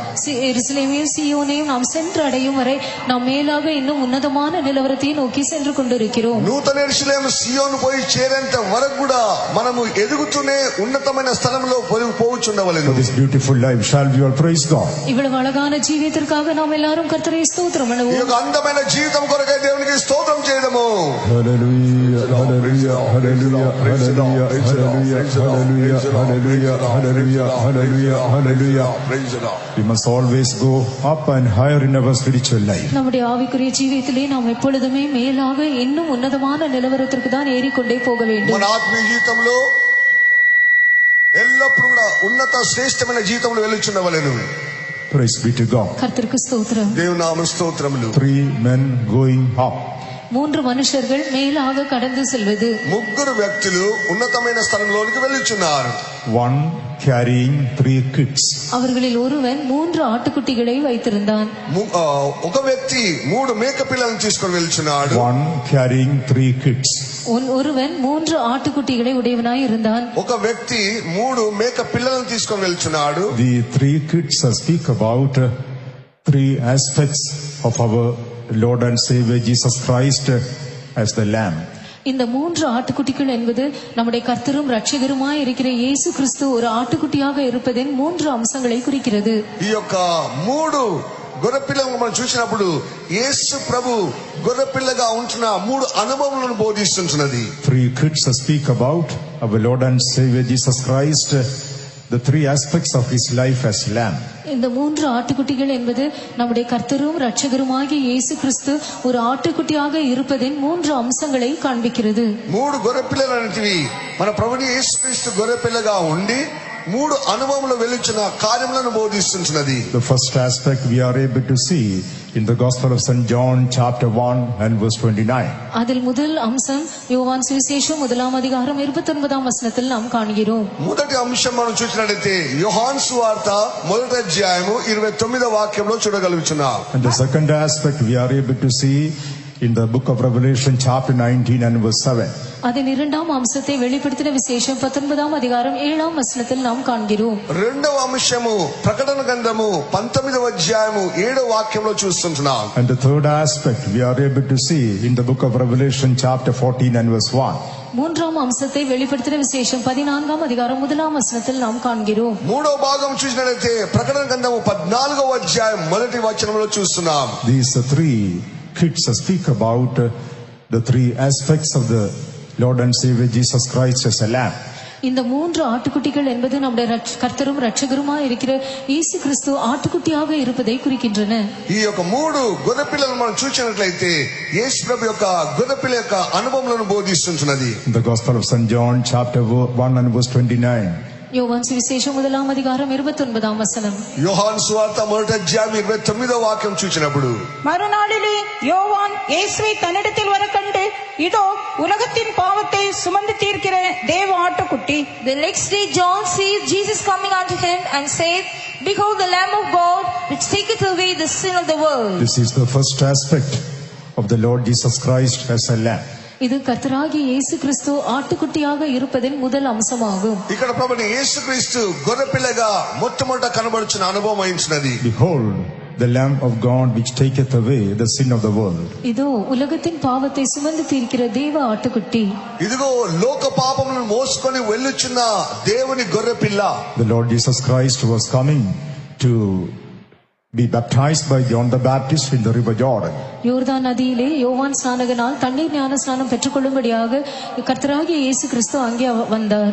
బాప్తిసం ఇచ్చు యోహాను ద్వారా బాప్తిసం పొందుటకు ప్రభు వెళ్ళుచున్నప్పుడు పలుకుచున్న మాటలు. John the Baptist was pointing towards the Lord Jesus Christ and saying, Behold the Lamb of God which taketh away the sin of the world. யோவான் ஸ்நானகன் கர்த்தராகிய இயேசு கிறிஸ்துவை சுட்டிக்காட்டி, இதோ உலகத்தின் பாவத்தை சுமந்து தீர்க்கிற தேவ ஆட்டுக்குட்டி என்றான். ఇదిగో లోక పాపములను మోసుకొని పోవచ్చున్న గొర్రెపిల్ల అని బాప్తిసం ఇచ్చి యోహాను యేసు ప్రభువును చూచి పలుకుచున్నాడు. In the Holy Bible, not with all the scriptures, but here and there with some scriptures, the word behold has been used. பரிசுத்த வேதாகமத்தில் எல்லா வேத வசனங்களிலும் அல்ல, ஆனால் அங்கும் இங்குமாக சில இடங்களிலே இதோ என்கிறதான வார்த்தை உபயோகிக்கப்பட்டுள்ளது. పరిశుద్ధ గ్రంథములో అన్ని స్థలములో కాదు, కొన్ని ముఖ్యమైన స్థలములో ఇదిగో అని చెప్పబడి ఉంటున్నది. The word behold or lo has been used with certain scriptures. சில வேத வசனங்களிலே இதோ என்கிறதான வார்த்தை உபயோகப்படுத்தப்பட்டுள்ளது. కొన్ని సందర్భంలో మాత్రమే ఇదిగో అని చెప్పబడి ఉంటున్నది. Wherever the word behold has been used, we have to pay more attention to get the meaning of that scripture. எங்கெங்கெல்லாம் இதோ என்கிறதான வார்த்தை வேத வசனத்தில் உபயோகிக்கப்பட்டுள்ளதோ அந்த வசனத்திலிருந்து நாம் ஒரு ஆழமான விளக்கத்தை பெற்றுக்கொள்ளும்படியாக அதற்கு அதிக கவனம் அந்த சத்தியத்திற்கு நாம் செலுத்த வேண்டும். ఎక్కడైతే ఇదిగో అని చెప్పబడించినదో ఆ వాక్య భాగమును ధ్యానించి దాంట్లో లోతైన సత్యములను ప్రకటన మనం పొందుకొంచుండవలెను. Behold the Lamb of God which taketh away the sin of the world. இதோ உலகத்தின் பாவத்தை சுமந்து தீர்க்கிற தேவ ஆட்டுக்குட்டி. ఇదిగో లోక పాపములను మోసుకొని పోవచ్చున్న దేవుని గొర్రెపిల్ల. There is no other way for the sin of the world to be removed. இந்த உலகத்தின் பாவம் நிவர்த்தியாக்கப்படுவதற்கு வேறு எதுவும் வழியே இல்லை. ఈ లోకములో పాపమును నివారణ చేయటకు వేరొక మార్గమే లేదు. Jesus is the only savior of the entire humanity. முழு மனுக்குலத்திற்கும் இயேசு ஒருவர் மாத்திரமே ரட்சகராய் இருக்கிறார். మానవ జాతికి యేసుక్రీస్తు మాత్రమే ఒకే ఒక రక్షకుడై ఉంటున్నాడు. Jesus is the only God who died for the sins of the entire humanity. முழு மனுக்குலத்தின் பாவத்திற்கும் மரித்ததான ஒரே தேவன் இயேசு கிறிஸ்து மாத்திரமே. లోకంలో ఉన్న ప్రతి మానవ నిమిత్తమై పాప నివారణ చేయటకు యేసు ప్రభు మాత్రమే చనిపోయించినాడు. Jesus is the only God who died and who was buried and resurrected. மரித்து அடக்கம் பண்ணப்பட்டு உயிரோடு எழும்பினதான ஒரே தேவன் இயேசு மாத்திரமே. చనిపోయి పాతి పెట్టబడి తిరిగి లేచిన ఒకే ఒక దేవుడు ప్రభుని యేసుక్రీస్తు అయించినాడు. Even before his birth itself, he was pictured as a lamb. அவருடைய பிறப்புக்கு முன்பாகத்தானே அவர் ஒரு ஆட்டுக்குட்டியாக வெளிப்படுத்தப்பட்டார். ఆయన జన్మించక ముందుగానే ఆయన గొర్రె పిల్ల అని పిలువబడించినాడు. In the book of Isaiah chapter 53 when we read, ஏசாயா 83ஆம் அதிகாரத்தில் நாம் வாசிக்கும்போது, యెషయా 53వ అధ్యాయం చదివినప్పుడు Isaiah 53 and verse 7, what do we find? ஏசாயா 53ஆம் அதிகாரம் 7ஆம் வசனத்தில் நாம் என்ன காண்கிறோம்? యెషయా 53 7వ వాక్యంలో మనం ఏం చదువుతున్నాము? அவர் நெருக்கப்பட்டும் ஒடுக்கப்பட்டும் இருந்தார், ஆனாலும் தம்முடைய வாயை அவர் திறக்கவில்லை. அடிக்கப்படும்படி கொண்டு போகப்படுகிற ஒரு ஆட்டுக்குட்டியை போலவும், தன்னை மயிர் கத்தரிக்கிறவனுக்கு முன்பாக சத்தமிடாதிருக்கிற ஆட்டை போலவும் அவர் தம்முடைய வாயை திறவாதிருந்தார். He was oppressed and he was afflicted, yet he opened not his mouth. He is brought as a lamb to the slaughter, and as a sheep before her shearers is dumb, so he openeth not his mouth. He was brought to the slaughter as a lamb. அவர் அடிக்கப்படுகிற ஆட்டுக்குட்டியை போல கொண்டு வரப்பட்டார். వదకు తేబడిన గొర్రె పిల్లలుగా ప్రభు తీసుకొని రాబడి He ఉంటున్నాడు. was oppressed and he was afflicted. அவர் நெருக்கப்பட்டும் ஒடுக்கப்பட்டும் இருந்தார். ఆయన నలుగుగొట్టబడి ఉంటున్నాడు, అతడు నలుగుగొట్టబడి ఉంటున్నాడు. But he did not open his mouth. ஆனாலும் அவர் தம்முடைய வாயை திறக்கவில்லை. ఆయనను అతడు నోరు తెరవలేదు. He is brought as a lamb to the slaughter. அடிக்கப்படும்படி கொண்டு போகப்படுகிற ஒரு ஆட்டுக்குட்டியை போல அவர் வந்தார். వదకు తేబడిన గొర్రె పిల్లగా అతడు తీసుకొని రాబడి ఉంటున్నాడు. And as a sheep before her shearers is dumb, so he opened not his mouth. தன்னை மயிர் கத்தரிக்கிறவனுக்கு முன்பாக சத்தமிடாதிருக்கிற ஆட்டை போல அவர் தம்முடைய வாயை திறவாதிருந்தார். బొచ్చు కత్తిరించు వాని ఎదుట ఏలాగో మౌనముగా ఉండను, అలాగే యేసు ప్రభు నోరు తెరవకుండా మౌనముగా ఉండెను. In order to give us this glorious salvation, இந்த மகிமையான ரட்சிப்பை நமக்கு தரும்படியாக ఈ మహిమగల రక్షణ మనకిచ్చు నిమిత్తమై Jesus became a lamb which is dumb. வாய் திறவாததான மௌனமாய் இருக்கிறதான ஒரு ஆட்டுக்குட்டியை போல இயேசு மாறினார். నోరు తెరవని ఒక గొర్రె పిల్లగా యేసు ప్రభు మార్చబడి ఉంటున్నాడు. In the Acts of the Apostles chapter 8 when we read, அப்போஸ்தலர் 8ஆம் அதிகாரத்தில் நாம் வாசிக்கும்போது, అపోస్తల కార్యం 8వ అధ్యాయం చదివినప్పుడు we are able to see the same reference repeated in verses 32 and 33. 32ஆம் 33ஆம் வசனங்களிலே ஏசாயாவில் சொல்லப்பட்ட அதே வேத வாக்கியம் மறுபடியுமாக எடுத்து சொல்லப்பட்டிருப்பதை பார்க்கிறோம். 32 33 వాక్యంలో యెషయా చెప్పిన అదే వాక్యం ఎత్తి పలుకుచుంటున్నారు. அவன் வாசித்த வேத வாக்கியம் என்னவென்றால், அவர் ஒரு ஆட்டை போல அடிக்கப்படுவதற்கு கொண்டு போகப்பட்டார். மயிர் கத்தரிக்கிறவனுக்கு முன்பாக சத்தமிடாதிருக்கிற ஆட்டுக்குட்டியை போல அவர் தமது வாயை திறவாதிருந்தார். அவர் தம்மை தாழ்த்தின போது அவருடைய நியாயம் எடுத்து போடப்பட்டது. அவருடைய ஜீவன் பூமியிலிருந்து எடுபட்டு போயிற்று. அவருடைய வம்சத்தை யாராலே சொல்லி முடியும் என்பதை. The place of the scripture which he read was this: He was led as a sheep to the slaughter, and like a lamb down before his shearer, so opened he not his mouth. In his humiliation his judgment was taken away, and who shall declare his generation? For his life is taken from the earth. Praise be to God. கர்த்தருக்கு ஸ்தோத்திரம். దేవునామ స్తోత్రములు. Here we find that he was led as a sheep to the slaughter. அடிக்கப்படும்படி கொண்டு போகப்படுகிற ஆட்டுக்குட்டியை போல அவர் நடத்தப்பட்டார் என்று இங்கு நாம் வாசிக்கிறோம். వదకు తేబడిన గొర్రె పిల్లగా ఇక్కడ తీసుకొని రాబడి ఉంటున్నాడు. Like a lamb dumb before his shearer, so opened he not his mouth. தன்னை மயிர் கத்தரிக்கிறவனுக்கு முன்பாக சத்தமிடாதிருக்கிற ஆட்டை போல அவர் தமது வாயை திறவாதிருந்தார். బొచ్చు కత్తిరించు వాని ఎదుట మౌనముగా ఉన్నట్టుగా ఆయన నోరు తెరవని వానిగా ఉండెను. In his humiliation his judgment was taken away. அவர் தம்மை தாழ்த்தின போது அவருடைய நியாயம் எடுத்து போடப்பட்டது. ఆయన తన్ను తాను తగ్గించుకున్నప్పుడు న్యాయము అతని ఎదుట నుంచి తీసివేయబడెను. Who shall declare his generation? அவருடைய சந்ததி வம்சத்தை யாராலே சொல்ல முடியும்? ఆయన సంతానముకు ఎవరు దీన్ని తెలియచేయగలరు? Yes, beloved ones, we are his generation. ஆம் பிரியமானவர்களே, நாமே அவருடைய வம்சமாய் சந்ததியாய் இருக்கிறோம். మనమే ఆయన యొక్క శరీర సంబంధమైన సంతానమై ఉంటున్నాము. On the cross of Calvary Jesus was crucified on our behalf. Kalvari சிலுவையிலே நமது நிமித்தமாக இயேசு சிலுவையில் அறையப்பட்டார். కల్వారి శిలువలో మన నిమిత్తమై ప్రభువైన యేసుక్రీస్తు వదకు తేబడిన వానిగా చంపబడి ఉంటున్నారు. When he was wrongly judged, he never opened his mouth. அவர் தவறாக நியாயம் தீர்க்கப்பட்ட போது அவர் தமது வாயை திறக்கவில்லை. అన్యాయంగా న్యాయం తీర్చబడినప్పుడు అతను నోరు తెరవలేదు. He suffered every affliction on behalf of you and me. உன் நிமித்தமாகவும் என் நிமித்தமாகவும் ஒவ்வொரு நெருக்கத்தையும் அவர் ஒடுக்குதலையும் அவர் அனுபவித்தார். నీ నిమిత్తమై నా నిమిత్తమై ప్రతి విధమైన శ్రమలను అతను అనుభవించున్నాడు. We have to follow the steps of the Lamb which he has shown us.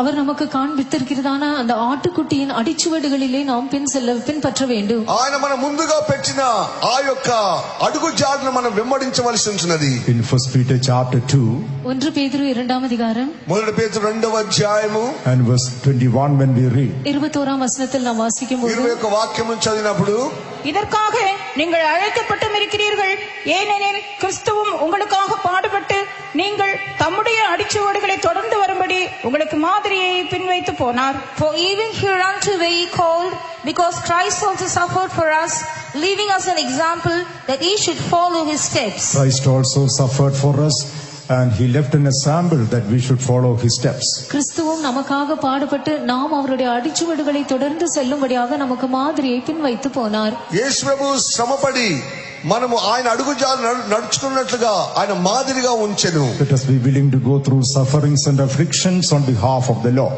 கர்த்தர் நிமித்தமாக பாடுகள் உபத்திரவங்களின் வழியாக கடந்து செல்ல நாம் மனமுள்ளவர்களாய் இருப்போமாக. ప్రభు నిమిత్తమై మనము కూడా కష్టములు శ్రమల గుండా వెళ్ళుటకు గాను మనసు కలిగిన వారముగా ఉండవలెను. To be turned into another man who is our Jesus.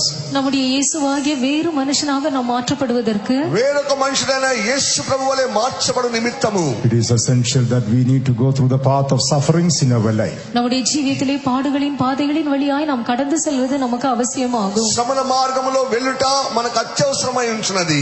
Now when we come back the second aspect of this lamb, இந்த ஆட்டுக்குட்டியின் இரண்டாம் அம்சத்திற்கு நாம் வரும்போது, గొర్రెపిల్ల యొక్క రెండో అంశమునకు మనం వచ్చినప్పుడు, Revelation 19:7, what do we read? வெளிப்படுத்தல் 19:7 நாம் என்ன வாசிக்கிறோம்? ప్రకటన గ్రంథము 19వ అధ్యాయము 7వ వాక్యమును మనం ఏమి చదువుతున్నాము?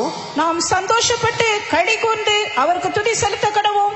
ஆட்டுக்குட்டியானவருடைய கல்யாணம் வந்தது, அவருடைய மனைவி தன்னை ஆயத்தம் பண்ணினாள் என்று சொல்ல கேட்டேன். Let us be glad and rejoice and give honor to him, for the marriage of the Lamb is come, and his wife hath made herself ready. The marriage of the lamb is come. ஆட்டுக்குட்டியானவருடைய கல்யாணம் வந்தது. గొర్రెపిల్ల వివాహోత్సవం వచ్చి ఉన్నది. This speaks about the second coming of Jesus for his glorious bride. இது கர்த்தராகிய இயேசு கிறிஸ்து தமது மகிமையுள்ள மணவாட்டிக்காக வருகிறதான அவருடைய இரண்டாம் வருகையை குறிக்கிறது. ఇక్కడ ప్రభువైన యేసుక్రీస్తు మహిమగల పెళ్లి కుమార్తె నిమిత్తం వచ్చే విధమును బోధిస్తున్నది. This is the hope which God has put in our hearts too. இதுவே தேவன் நம்முடைய இருதயத்திலும் வைத்திருக்கிறதான நம்பிக்கையாகும். ఇదే ప్రభు మన హృదయంలో పెట్టిన నిరీక్షణ కలిగించినది. We are waiting to meet our Jesus when he comes in glory. நம்முடைய இயேசு மகிமையிலே வெளிப்படும் போது நாம் அவரை சந்திக்கும்படியாக காத்து கொண்டிருக்கிறோம். మన ప్రభువైన యేసుక్రీస్తు మహిమలో ప్రత్యక్షమైనప్పుడు ఆయన ఎదుర్కొంటకు మనం నిరీక్షణ కలవారమై Let ఉంటున్నాము. us be glad and rejoice and give honor to him. நாம் சந்தோஷப்பட்டு களி கூர்ந்து அவருக்கு துதி செலுத்த கடவோம். అందుకొరకు మనం సంతోషించి ఆనందించవలెను. For the marriage of the lamb is come. ஆட்டுக்குட்டியானவருடைய கல்யாணம் வந்தது. గొర్రెపిల్ల వివాహోత్సవం వచ్చి ఉంటున్నది. And his wife had made herself ready. அவருடைய மனைவி தன்னை ஆயத்தம் பண்ணினாள். తన భార్య తన్ను తాను సిద్ధపరచుకొంచున్నది. If we are to become the bride of Christ, நாம் கிறிஸ்துவின் மணவாட்டியாக மாற வேண்டும் என்றால் మనం క్రీస్తు యొక్క పెళ్లి కుమార్తెగా మార్చబడాలంటే we have to make ourselves ready. நாம் நம்மை நாமே ஆயத்தப்படுத்திக் கொள்ள வேண்டும். మనకు మనమే సిద్ధపరచుండవలెను. When we read Revelation 17:14, வெளிப்படுத்தல் 17ஆம் அதிகாரம் 14ஆம் வசனத்தில் நாம் வாசிக்கும் போது, ప్రకటన గ్రంథము 17వ అధ్యాయము 14వ వాక్యమును చదివినప్పుడు, they that are with him, they are called, chosen and faithful. அவரோடு கூட இருக்கிறவர்கள் அழைக்கப்பட்டவர்களும் தெரிந்து கொள்ளப்பட்டவர்களும் உண்மையுள்ளவர்களுமாய் இருக்கிறார்கள். ఆయనతో కూడా ఉన్నవారు, పిలువబడిన వారు, ఏర్పరచబడిన వారు, నమ్మకస్తులై ఉంటున్నారు. They that are with the lamb, ஆட்டுக்குட்டியானவரோடு கூட இருக்கிறவர்கள் గొర్రెపిల్లతో కూడా నివసించువారు. they have made themselves ready. அவர்கள் தாங்களே ஆயத்தப்படுத்தி இருக்கிறார்கள். తమ్ముడు తామే వారు సిద్ధపరచుకుంటున్నారు. How did they make themselves ready? அவர்கள் எவ்விதமாக தாங்களே ஆயத்தப்படுத்திக் கொண்டார்கள்? ఏ విధంగా వారు తాము సిద్ధపరచుకుంటున్నారు? By being faithful in the presence of God. தேவ சமூகத்திலே உண்மையுள்ளவர்களாய் இருப்பதின் மூலமாக, దేవుని యొక్క సన్నిధిలో వారు నమ్మకస్తులుగా జీవించడం ద్వారా, They that are with him, they are called, chosen and faithful.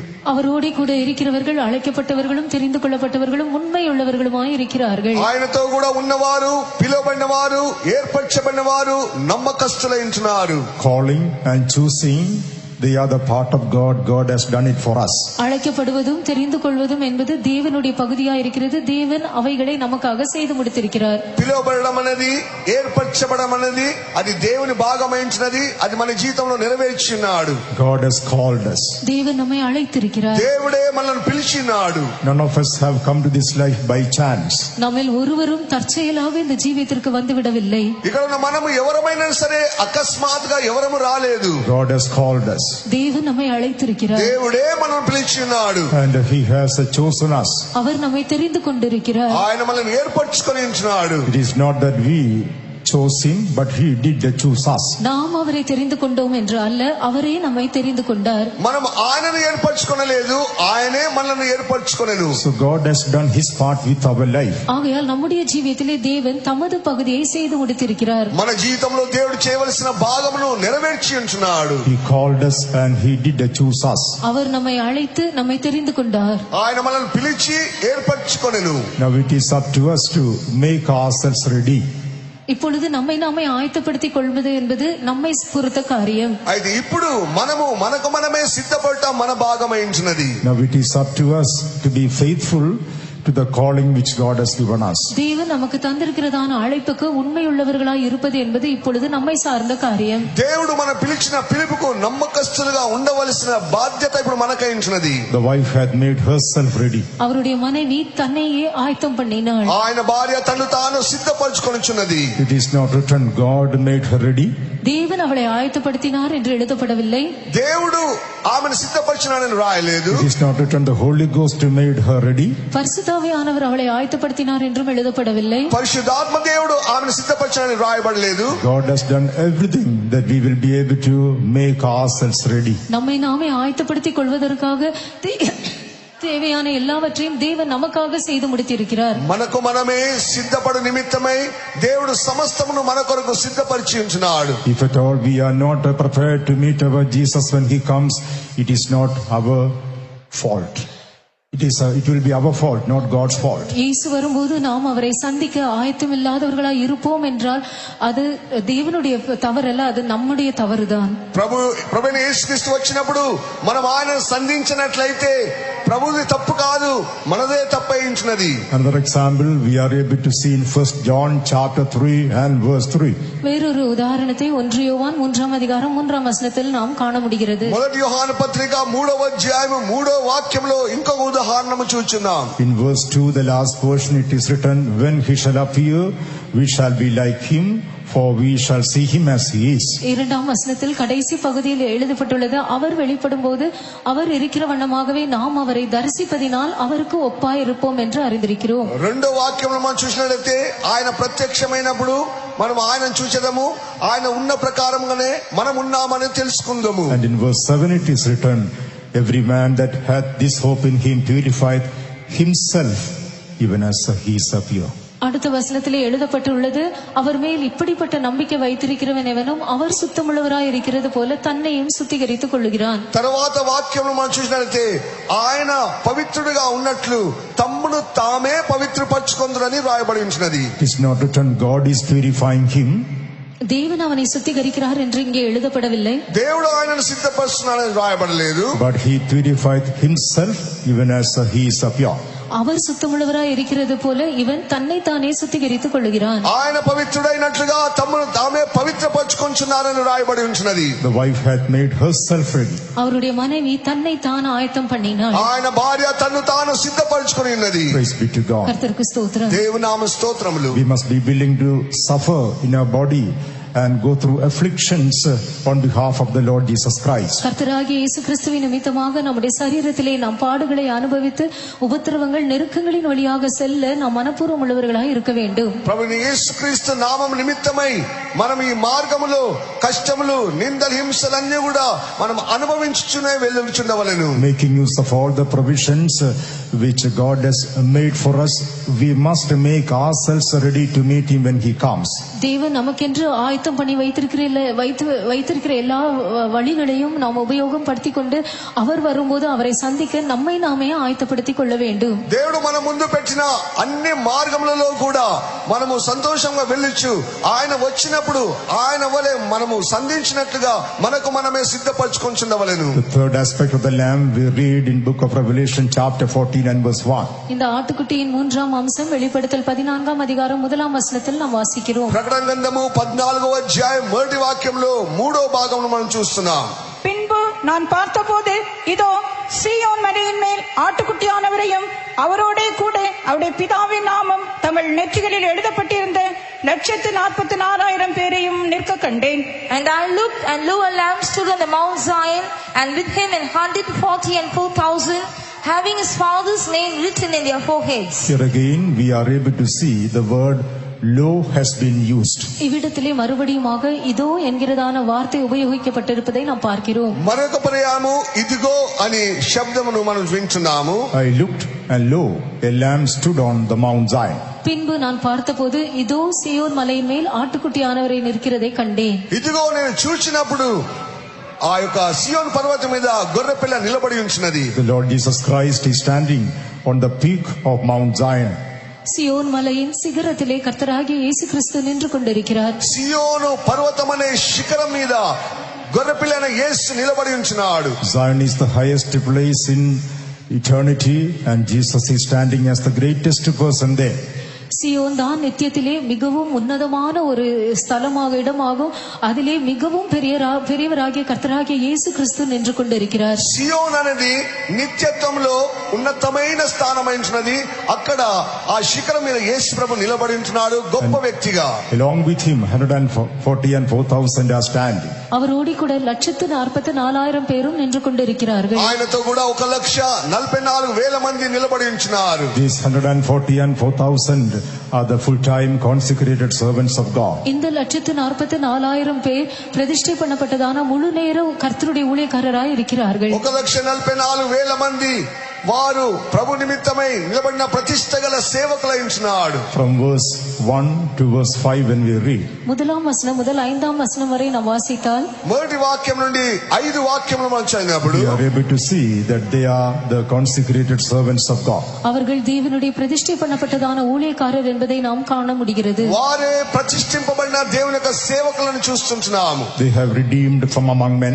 அவர்கள் மனுஷரிலிருந்து மீட்டுக் கொள்ளப்பட்டவர்கள். వారు మనుషుల నుండి కొనబడిన వారు. They are redeemed from the earth. அவர்கள் பூமியிலிருந்து மீட்டுக் கொள்ளப்பட்டவர்கள். వారు భూమిలో నుండి ప్రత్యేకింపబడిన వారు. They are first fruits unto God and Lamb. அவர்கள் தேவனுக்கும் ஆட்டுக்குட்டியானவருக்கும் முதற் பலனானவர்கள். దేవునికి గొర్రెపిల్లకు వారు ప్రథమ ఫలమై ఉంటున్నారు. They are the ones who follow the Lamb whithersoever he goeth. ஆட்டுக்குட்டியானவர் எங்கே சென்றாலும் அவரை பின்பற்றுகிறவர்கள் இவர்களே. గొర్రెపిల్ల ఎక్కడెక్కడ వెలుచుందో ఆయన అడుగుజాడను వెంబడించిన వారు. The truth of Zion is an outstanding truth which we are able to learn only in the apostolic ministry. சியோனின் சத்தியம் என்பது நாம் அப்போஸ்தல ஊழியத்தில் மட்டுமே கற்றுக்கொள்ளக்கூடியதான மிகவும் உன்னதமான வெளிப்படையான ஒரு சத்தியமாகும். సియోన్ అనేది ఆ యొక్క ప్రతిష్ఠ అనేది కేవలం అపోస్తలుల సేవలో మాత్రమే మనం నేర్చుకోగలుగుతున్నాం. Jesus is the king in Zion.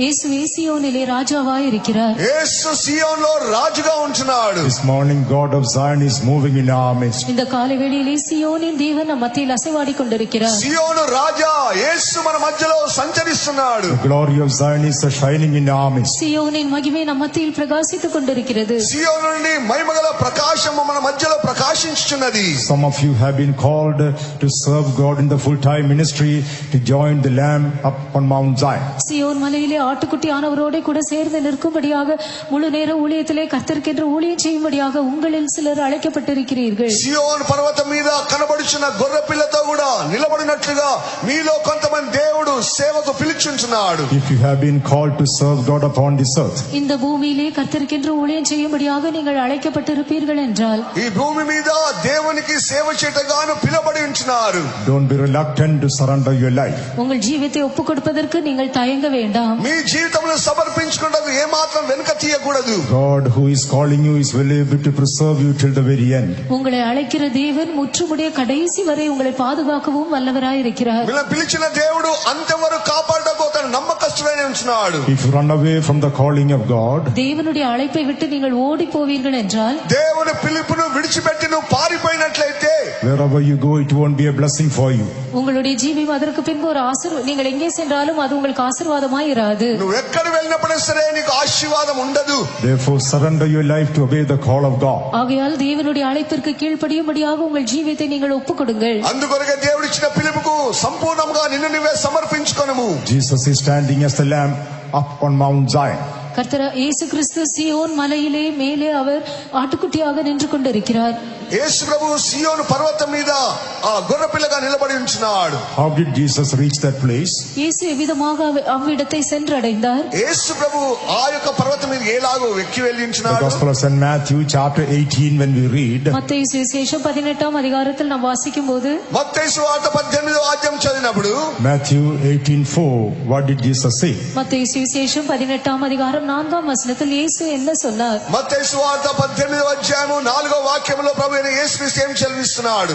ஆகையால் இந்த பிள்ளையை போல தன்னை தாழ்த்துகிறவன் எவனோ அவனே பரலோக ராஜ்யத்தில் பெரியவனாயிருப்பான்.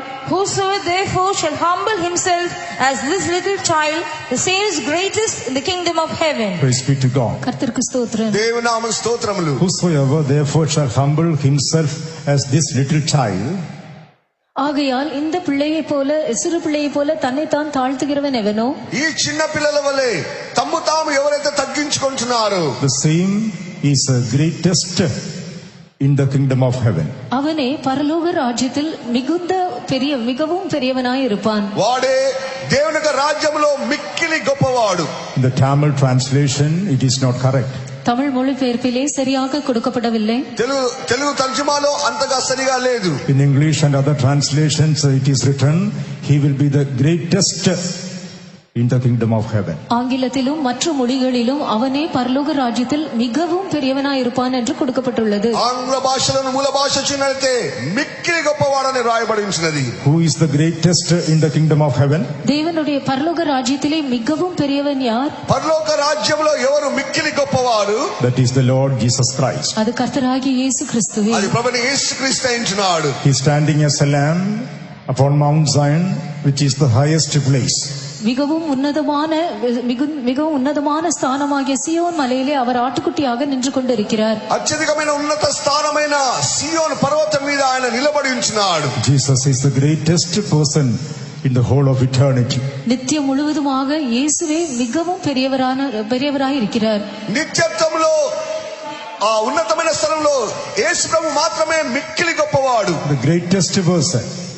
அவரே மிகுந்த பெரியவராய் இருக்கிறார். అతడే మిక్కిలి గొప్పవాడు. How did he reach there? அவர் எவ்விதமாக அந்த இடத்தில் சென்றடைந்தார்? ఆయన ఎలాగ అక్కడిపై చేరించినాడు? Philippians 9 speaks about how Jesus was exalted to that place.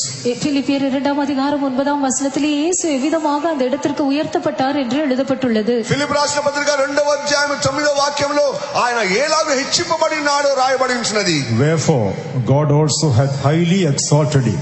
ஆதலால் தேவன் எல்லாவற்றிற்கும் மேலாக அவரை உயர்த்தி, అందుకొరకు దేవుడు అన్ని నామముల కంటే పైనామముగా హెచ్చించి ఉన్నాడు. What was the reason for Jesus to be exalted to the highest place?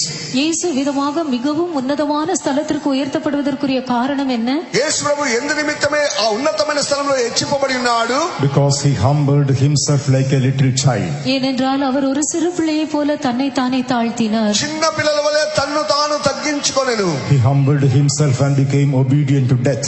அவர் தன்னை தானே தாழ்த்தி மரண பரியந்தம் கீழ்ப்படிந்தவர் ஆனார். మరణం పొందినంతగా తన్ను తాను తగ్గించుకొని ఉన్నాడు. He humbled himself even to the death of the cross. அவர் தம்மை தாமே தாழ்த்தி சிலுவையின் மரண பரியந்தமும் கீழ்ப்படிந்தவர் ஆனார். సిలువ మరణం పొందినంతగా తన్ను తాను తగ్గించుకొని He ఉన్నాడు. humbled himself like a little child. அவர் ஒரு சிறு பிள்ளையை போல தன்னை தானே தாழ்த்தினார். చిన్న బిడ్డ వలె తన్ను తాను తగ్గించుకున్న వాడైంటున్నాడు. Thereby he became the greatest person in the whole of eternity, standing on Mount Zion, which is the highest place. இதன் மூலமாக நித்தியம் முழுவதுமாக மிகவும் உன்னத ஸ்தலமாகிய சியோனிலே நிற்கிற மிக பெரியவராய் இருக்கிறவராக மாறினார். అత్యున్నత స్థానమైన సియోను పర్వతంలో నిలబడే వ్యక్తిగా తన్ను తాను తగ్గించడం వల్ల మార్చబడించినాడు. Next to him we find the consecrated servants of God are standing on Mount Zion. அடுத்ததாக பிரதிஷ்டை பண்ணப்பட்டதான ஊழியக்காரர் சியோன் மலையில் நிற்பதாக நாம் காண்கிறோம். ఆ తర్వాత ప్రతిష్ఠింపబడిన సియోను సేవకులను చూస్తున్నాము. Next to them the perfected believers of the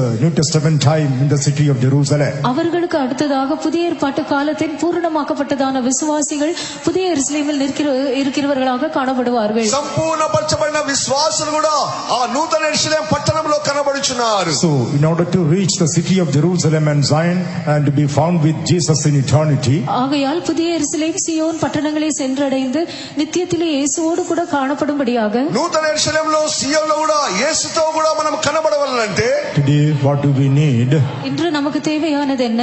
ఈ దినంలో మనకు కావాల్సింది ఏమిటి? We need the same humility of Jesus. இயேசுவினுடைய அதே தாழ்மை நமக்கு வேண்டும். యేసు ప్రభుకున్న అదే తగ్గింపు మనకు అవసరమైంచినది. All the doctrines and teachings that we have, நமக்கு இருக்கிறதான எல்லா உபதேசங்களும் போதனைகளும் அல்ல, మనకున్న అనేక ఉపదేశములు ఆ యొక్క సత్యములు, with all the lofty revelations and deeper teachings, நமக்கு கொடுக்கப்பட்டதான எல்லா ஆழமான வெளிப்படுத்தல்கள் ஆழமான போதனைகள், లోతైన ఉపదేశములు, లోతైన ప్రకటన సత్యములు, with all the visions and dreams that we have been given. நமக்கு கொடுக்கப்பட்டுள்ளதான If you don't have the humility of the Lord, we will not be able to reach there. இயேசு கர்த்தருடைய ஆண்டவருடைய தாழ்மை உங்களுக்கு இல்லாதிருக்கும் என்றால் நீங்கள் அங்கே சென்று அடைய முடியாது. మనకున్న కలలు దర్శనం ఉన్నప్పుడు సరే తగ్గింపు అనేది మన జీవితంలో లేనట్లయితే మనం అక్కడికి వెళ్ళలేము. Whether we are consecrated servants of God or full-time believers in the church, நாம் பிரதிஷ்டை பண்ணப்பட்டதான ஊழியக்காரரானாலும் சபையிலே முழுமையாய் இருக்கிறதான விசுவாசிகளாய் இருந்தாலும், మనం ప్రతిష్ట గల సేవకులై ఉండవచ్చును, లేకుంటే సంఘములో ఉన్నతమైన స్థానమైన విశ్వాసులై ఉండవచ్చును. what we need to reach our destination is the very humility of Jesus. நாம் நம்முடைய அடைய வேண்டியதான இடத்தை சென்று அடைவதற்கு நமக்கு தேவையானது இயேசுவினுடைய அதே தாழ்மையாகும். మన గురి యొద్దకు వెళ్లి చేరవాలంటే యేసు ప్రభుకున్న అదే తగ్గింపు మన జీవితంలో ఉండవలెను. That is why Jesus said, "Come, take my cross and follow me."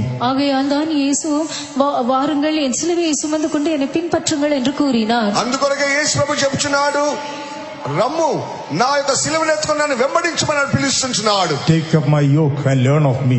என்னுடைய நுகத்தை உங்கள் மேல் ஏற்றுக்கொண்டு என்னிடத்தில் கற்றுக்கொள்ளுங்கள். నా సిలువను ఎత్తుకొని నా యొక్క నేర్చుకోమని చెప్తున్నాడు. I am meek and lowly in heart. நான் சாந்தமும் மனத்தாழ்மையுமாய் இருக்கிறேன். నేను దీనుడను సాత్వికము గలవాడను. Take my yoke and learn of me. என் நுகத்தை உங்கள் மேல் ஏற்றுக்கொண்டு என்னிடத்தில் నా கற்றுக்கொள்ளுங்கள். కాడిని ఎత్తుకొని నా యొక్క నేర్చుకొనుము. What are we to learn from the Lord? கர்த்தரிடத்திலிருந்து நாம் కற்றுக்கொள்ள வேண்டியது என்ன? ప్రభు దేవుడు మనం నేర్చుకోవాల్సింది ఏమిటి? His humility. சாந்தமும் மனத்தாழ்மையும். తగ్గింపు అయించినది. His humility. அது மனத்தாழ்மை ஆகும். దేవుని యొక్క తగ్గింపు అయించినది. His lowliness of heart. இயேசுவினுடைய மனத்தாழ்மை దీన మనస్సు సాత్వికము. That we will be exalted to the very heights of heaven, Jerusalem and Zion, to the throne of God when Jesus comes in glory. இயேசு மகிமையிலே வெளிப்படும்போது பரலோகத்திலே இருக்கிறதான மிகவும் உன்னத ஸ்தலமாகிய எருசலேம் சீயோன் தேவனுடைய சிங்காசனம் இவைகளுக்கு நாம் உயர்த்தப்படும்படியாக యేసు ప్రభు మహిమలో ప్రత్యక్షమైనప్పుడు ఉన్నతమైన స్థానమైన ఆ యొక్క నూతన యెరూషలేములో మనం పోయి చేరాలంటే మనకు తగ్గింపు అవసరమైనది. In order to be turned into another man, வேறொரு மனுஷனாக நாம் மாற்றப்படும்படியாக, వేరొక మనిషినిగా మార్చబడ నిమిత్తము, to become like Jesus as he is perfect. அவர் பூரணராய் இருக்கிறது போல நாமும் இயேசுவை போல பூரணராய் மாறும்படியாக, ఆయన పరిపూర్ణుడైనట్లు మనము కూడా సంపూర్ణంగా మార్చబడవలెను. To be conformed to the image of the Son of God. தேவனுடைய குமாரனுடைய அதே சாயலுக்கு ஒப்பாக நாம் மறுரூபமாக்கப்படும்படியாக, దేవుని యొక్క కుమారుడైన ఆయన పోలికగా మార్చబడ నిమిత్తమై We need to have the revelation of the life of his suffering. அவருடைய பாடுகளின் ஜீவியத்தை குறித்ததான வெளிப்படுத்தல் நமக்கு வேண்டும். ఆయన శ్రమల గురించిన ప్రకటన మనకు అవసరమైనది. We need to be faithful in the calling which God has given us. தேவன் நமக்கு தந்திருக்கிறதான அழைப்பிலே நாம் உண்மையுள்ளவர்களாய் இருக்க வேண்டும். దేవుడిచ్చిన పిలుపులో మనం నమ్మకస్తులుగా ఉండవలెను. We need to put on the very same humility of the Lord Jesus Christ. கர்த்தராகிய இயேசு கிறிஸ்துவினுடைய அதே தாழ்மையை நாம் தரித்துக் கொள்ள வேண்டும். ప్రభువైన యేసుక్రీస్తు యొక్క అదే తగ్గింపు మనకు అవసరమై ఉన్నది. 3 men going up to God. அப்படி தொடர்ந்து தேவனிடத்தில் 3 men going up to God. 3 மனுஷர்கள் தேவனிடத்தில் போய் அவரை பணிந்து கொள்ள சென்றார்கள். ముగ్గురు వ్యక్తులు అలాగూ పైకి వెళ్ళుచున్నారు. One having 3 kids. அவைகளில் ஒருவன் 3 ஆட்டுக்குட்டிகளை வைத்திருந்தான். ఒక వ్యక్తి దగ్గర 3 గొర్రెపిల్లలు Having ఉన్నవి. 3 loaves of bread. மற்றொருவன் 3 அப்பங்களை உடையவனாய் இருந்தான். రెండో వ్యక్తి దగ్గర 3 రొట్టెలు ఉంచునవి. One loaf speaks about the truth of divine healing. ஒரு அப்பம் என்பது தெய்வீக சுகத்தின் சத்தியத்தை வெளிப்படுத்துகிறது. ఒక రొట్టె అనేది దైవిక స్వస్థత సత్యమును బోధిస్తున్నది. Matthew 15:26, the truth of divine healing is compared to a bread. மத்தேயு சுவிசேஷம் 15ஆம் அதிகாரம் 26ஆம் வசனத்திலே தெய்வீக சுகத்தின் சத்தியம் ஒரு அப்பத்திற்கு ஒப்பிடப்பட்டுள்ளது. మత్తయి సువార్త 15వ అధ్యాయం 26 వాక్యం చూసినట్లయితే ఒక రొట్టె యొక్క సత్యమును బోధిస్తున్నది. Another loaf speaks about doing the will of God. மற்றொரு அப்பம் தேவ சித்தம் செய்வதை குறிக்கிறது. దేవుని యొక్క చిత్తం చేయడం దాన్ని చూపిస్తున్నది. John 4:34, Jesus said, my meat is to do the will of him that sent me and finish it. யோவான் சுவிசேஷம் 4ஆம் அதிகாரம் 34ஆம் வசனத்திலே நான் என்னை அனுப்பினவருடைய கிரியை செய்து முடித்து அதை அனுப்பினவருடைய சித்தத்தின்படி செய்து அவருடைய கிரியை முடிப்பதே என்னுடைய போஜனமாய் இருக்கிறது என்றார். యోహాను సువార్త 4వ అధ్యాయం 34వ వచనం చూసినట్లయితే నన్ను పంపిన వాని యొక్క చిత్తం నెరవేర్చడమే నా యొక్క ఆహారం అని చెప్పుచున్నాడు. Third loaf speaks about the apostolic teachings and doctrines and the ministry. மூன்றாம் அப்பம் என்பது அப்போஸ்தல உபதேசங்கள் போதகங்கள் ஊழியத்தை குறிக்கிறது. మూడవ రొట్టె అనగా అపోస్తలుల ఉపదేశమును సత్యమును బోధిస్తున్నది. In order to be turned into another man. வேறொரு மனுஷனாக நாம் மாற்றப்படும்படியாக మనం వేరొక వ్యక్తిగా మార్చబడు నిమిత్తము To become perfect as our Jesus is. நம்முடைய இயேசு இருக்கிற வண்ணமாகவே நாமும் பூரணமாக்கப்படும்படியாக యేసు వలె మనం కూడా సంపూర్ణమగుటగాను It is essential that we need to follow the truth of divine healing. தெய்வீக சுகத்தின் சத்தியத்தை பின்பற்றுவது நமக்கு அத்தியாவசியமாகும். దైవిక స్వస్థత అనేది మన సత్యమునకు లోబడవలసి ఉంటున్నది. We need to eat the second bread, which is the will of God. இரண்டாம் அப்பமாகிய தேவ சித்தம் என்கிற அப்பத்தை நாம் புசிக்க வேண்டும். రెండవ రొట్టె దేవుని యొక్క చిత్తమనే రొట్టెను భుజించవలసి ఉంటున్నది. Thirdly, we have to be found in the apostolic ministry and the fellowship of the church. மூன்றாவதாக நாம் அப்போஸ்தல ஊழியத்திலும் சபையின் ஐக்கியத்திலும் காணப்பட வேண்டும். అపోస్తలుల యొక్క సేవలోను పరిశుద్ధ యొక్క సహవాసంలోను మనము ఎదుగుచుండవలెను. And one man having a bottle of wine. இன்னும் ஒரு மனுஷன் ஒரு திராட்சரசம் உள்ள ஒரு துருத்தியை வைத்திருந்தான். మూడో వ్యక్తి ఆయన ద్రాక్షరసము సీసన్ పట్టుకొని A ఉంటున్నాడు. bottle of wine speaks about the first love which God has given in our life. திராட்சரசம் உள்ள ஒரு துருத்தி என்பது தேவன் நம்முடைய ஜீவியத்திலே நமக்கு தந்தருளின ஆதி அன்பை குறிக்கிறது. ద్రాక్షరసం పట్టుకున్న బుడ్డిని చూపిస్తున్నది మన యొక్క ముందున్న మొదటి ప్రేమను బోధిస్తున్నది. In Judges 9:13 it is written, wine is something that is cheering up both God and man. நியாயாதிபதிகள் 9ஆம் அதிகாரம் 13ஆம் வசனத்திலே திராட்சரசம் தேவனையும் மனுஷனையும் களிப்பாக்குகிறது என்று எழுதப்பட்டுள்ளது. న్యాయాధిపతులు 9వ అధ్యాయం 13వ వాక్యం చూసినట్లయితే ద్రాక్షరసం అనేది మనుషుని సంతోషపరుచుచున్నది. The kingdom of God is not meat and drink, but righteousness, peace and joy in the Holy Ghost. தேவனுடைய ராஜ்யம் புசிப்பும் குடிப்பும் அல்ல, அது நீதியும் சமாதானமும் பரிசுத்தாவினால் உண்டாகும் சந்தோஷமுமாய் இருக்கிறது. దేవుని యొక్క రాజ్యం అనేది భోజనం పానీయం కాదు కానీ నీతి సమాధానము పరిశుద్ధాత్మనందలి ఆనందమైనది. This divine love, divine joy, divine anointing has been poured into this bottle. இந்த தெய்வீக அன்பு, இந்த தெய்வீக அபிஷேகம், இந்த தெய்வீக சந்தோஷம் இந்த துருத்திக்குள் ஊற்றப்பட்டுள்ளது. దైవికమైన ప్రేమ, దైవికమైన అభిషేకం, దైవికమైన ఆనందమును బోధిస్తున్నది. We need to have this wine, this anointing in our life. இந்த திராட்சரசம், இந்த அபிஷேகம் நம்முடைய ஜீவியத்திலே நமக்கு உண்டாயிருக்க வேண்டும். ఈ ద్రాక్షరసం అనే యొక్క అనుభవం మన జీవితంలో అవసరమైనది. To be turned into another man. வேறொரு மனுஷனாக மாற்றப்படும்படியாக, వేరొక వ్యక్తిగా మార్చబడు నిమిత్తమై. That is why we need to renew our bottles time and time again. ஆகையால் தான் அவ்வப்போது மறுபடியுமாக நம்முடைய துருத்திகளை நாம் புதுப்பித்துக் கொள்ள வேண்டும். అందుకొరకే మన యొక్క జీవితంలో మనము తిరిగి మన జీవితమును మార్చు మనం నూతనపరచునవలెను. In Matthew chapter 9 and verse 17 when we read. மத்தேயு சுவிசேஷம் 9ஆம் அதிகாரம் 17ஆம் வசனத்தில் வாசிக்கும்போது, మత్తయి సువార్త 9వ అధ్యాయం 17వ వాక్యం చదివినప్పుడు Only when our bottle is renewed, the new wine will be poured into us. நம்முடைய துருத்திகள் புதுப்பிக்கப்படும் போது மட்டும்தான் புதிய திராட்சரசம் நமக்குள்ளே ஊற்றப்படும். ఆ యొక్క ద్రాక్షరసం అనేది మన జీవితం నూతనపరచబడినప్పుడే అది ఆ యొక్క బుడ్డిలో పోయబడుచున్నది. We need a new anointing to preserve our first love. நம்முடைய ஆதி அன்பை பாதுகாத்துக் கொள்ளும்படியாக நமக்கு புதிய அபிஷேகம் வேண்டும். మనము మొట్టమొదటి ప్రేమను కాపాడుకోవడం నిమిత్తమై నూతన ద్రాక్ష ద్రాక్షరసం అవసరమై ఉంటున్నది. In the book of Joel chapter 1 and verse 5 it is written, யோவேல் 1:5 எழுதப்பட்டுள்ளது. యోవేలు గ్రంథము 1వ అధ్యాయము 5వ వాక్యంలో రాయబడి ఉంటున్నది. if new wine is cut off from our mouth, we need to weep. புதிய திராட்சரசம் நம்முடைய வாயிலிருந்து அறுப்புண்டு போகும் என்றால் நாம் புலம்ப வேண்டும். ఆ యొక్క నూతన ద్రాక్షరసం అనేది అతి నోట్లో నుంచి మనము పొందవాలంటే, awake ye drunkards and weep. வெறியர்களே நீங்கள் அழுது புலம்புங்கள். వెరివారుగా మార్చబడే అనుభవం ఉంటున్నది. and howl all ye drinkers of wine.